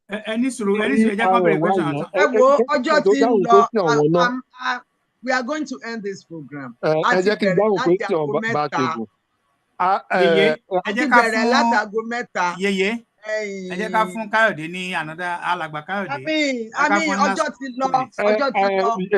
Ìyá wa Ṣọlá, ẹ jẹ́ n dáhùn àwọn question yìí because they are very vital. Wọ́n béèrè nǹkan kan pé tí Arẹwà bá ṣe passport bí pé Yorùbá we like to follow the law. Arẹwà wọ́n ṣe Sharia. Wọ́n ṣe Sharia, which is against the Nigerian constitution, even when Obasanjo, who was a military president and a civilian president, kò sí nǹkan kan tó ṣẹlẹ̀ o. Àwọn Fúlàní kò sí mi ò rò pé Nigeria law allows any other force apart from the police and army kan gbé ìbọn, but they carry AK-47, even the military, the governor and gbogbo wọn, they stay with them. Tí àwọn Arẹwà yẹn, if they do the passport today, nobody will. I'm not saying it gives us the legitimacy to do it, but what we are doing is not illegal. Uncle Kayode, do you know even the Arewa in the north, they have their own police that arrest Nigerian police because Nigerian police drink beer and they did not permit alcohol in their land. The police is arresting federal police of Nigeria in their land there. Sharia àwọn kan tí mò ń sọ lọ, mo ti fún wa ní precedents and countries that have done similar to what we have done. The issue of Norway, they started building consulates which did not go down well with Sweden. It came to the separation of that state. Norway is there as an independent nation today, and Sweden is an independent nation. But the issue of Slovenia and Croatia. Now, there are precedents to it. There are a lot of things we want to use it to achieve. A, the noise. B, the identity. In terms of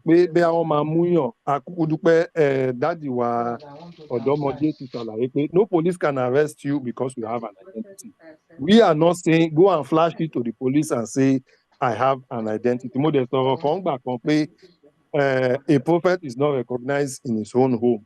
Jesus going back, he didn't do any miracle in his own village. He goes outside to do his own work. But that notwithstanding, we would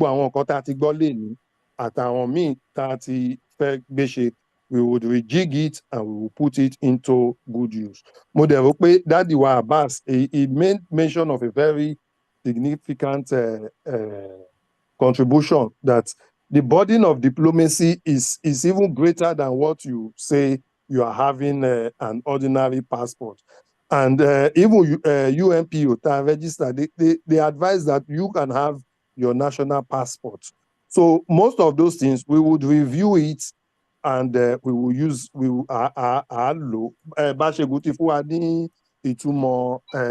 passport. Most of us, it's wrong. Library. It's ilé-ẹ̀kọ́. So there are so many things we pronounce too that are not right. So we would rejig it and rename it as what it should be and make all those amends. Eshigo. Onílé ṣe bàbá ṣe ń sọ̀rọ̀ ni. Ẹ dákun ìṣẹ́jú hóró kan náà ni.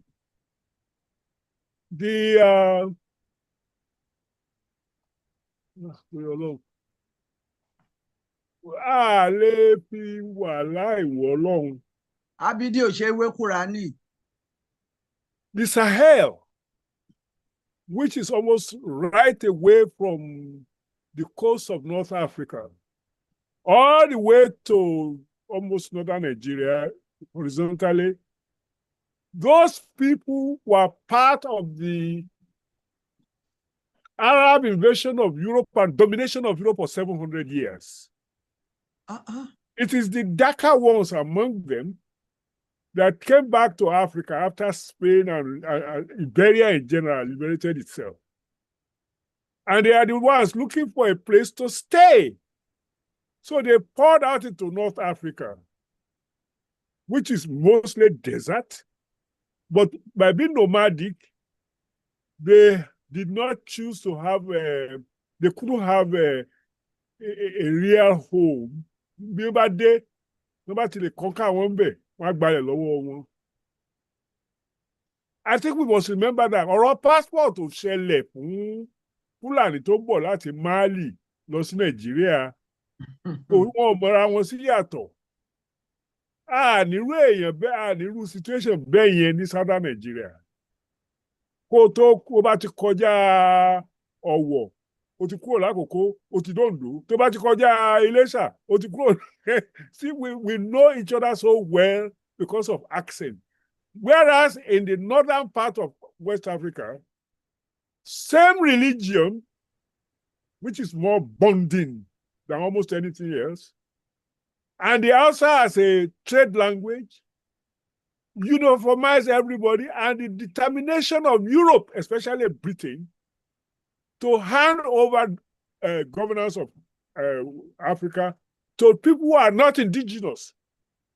The Fulani, the Tuareg, and the Tuareg Arabs represent that in West Africa. In this Africa is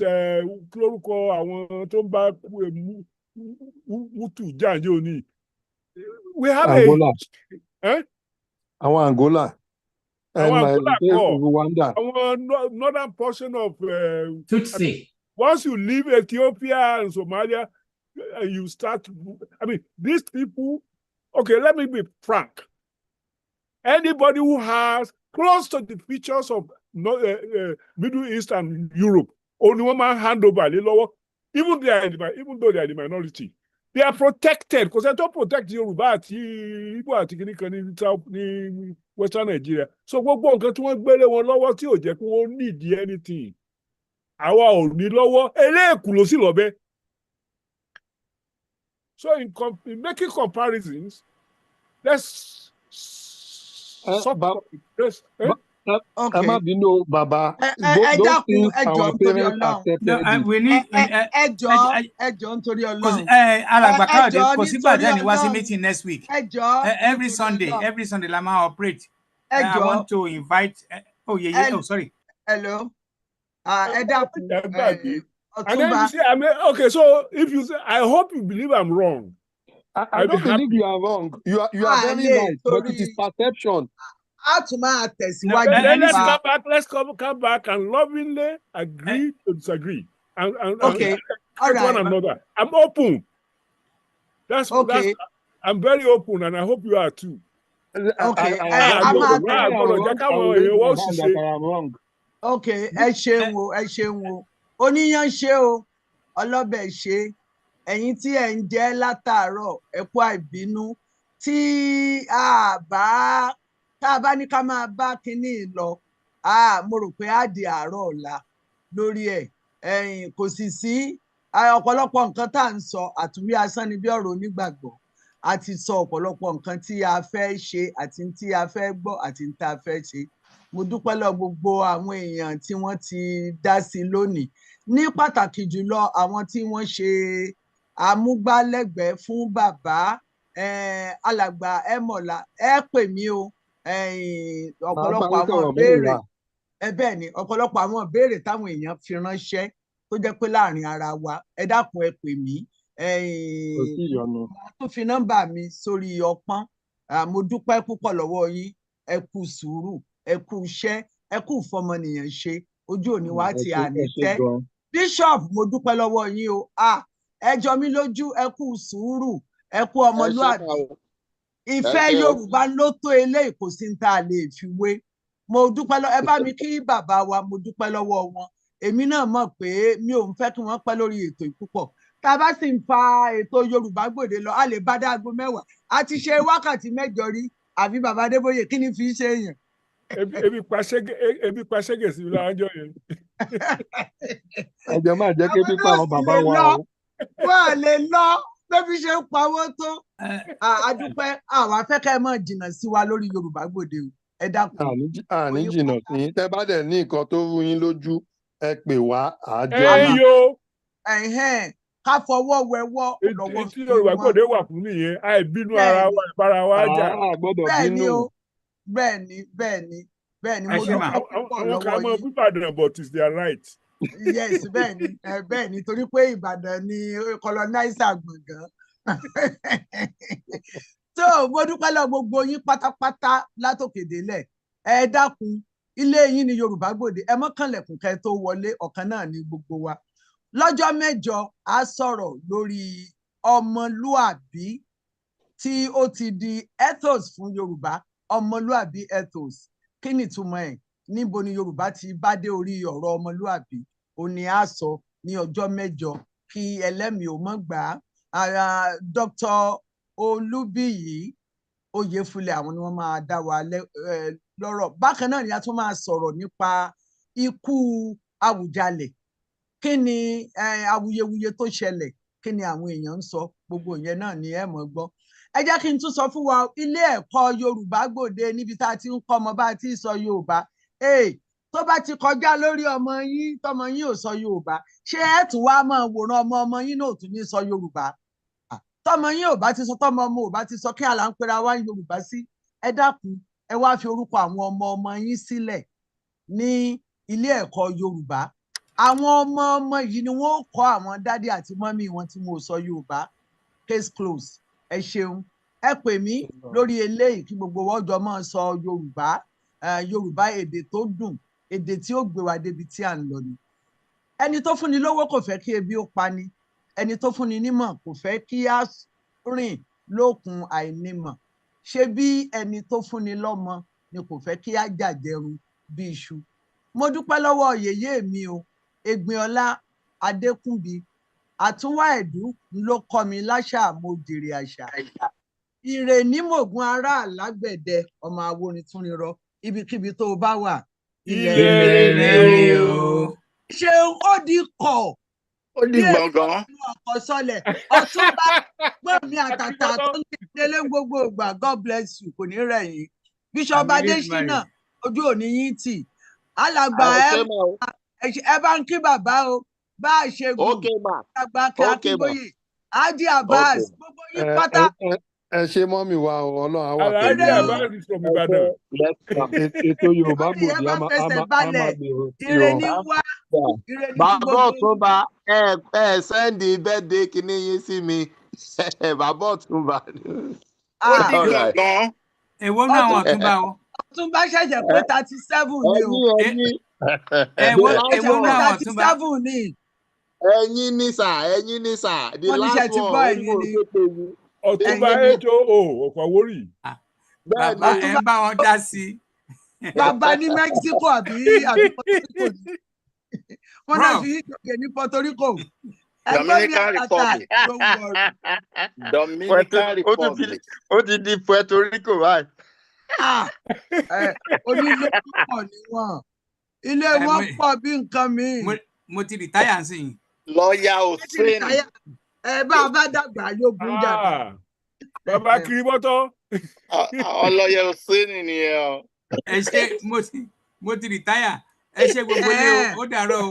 Ó mì pẹ́ táyà lẹ fi rìtáyà. Ẹ̀mí nǹkan táyà ni. Ọ̀túnba. Yes sir. Ọjọ́ mi tẹ́ bá lọ vacation ní jẹ́yìn ò gbọ́. Ìjọ wọ́n ti kọ́ mi báyìí. Wọ́n ṣe ló kú òru. Ó ti di tíṣù yẹn bá ti jiná ní báyìí o. Dókítà Ọ̀ṣíyẹmí sọ̀rọ̀ lónìí o. Everybody straight to gbọ̀ngàn. All right o gbogbo lé ó dàárọ̀ o. Ó dàárọ̀ o. Ẹ kú àṣeyẹ o. Yeye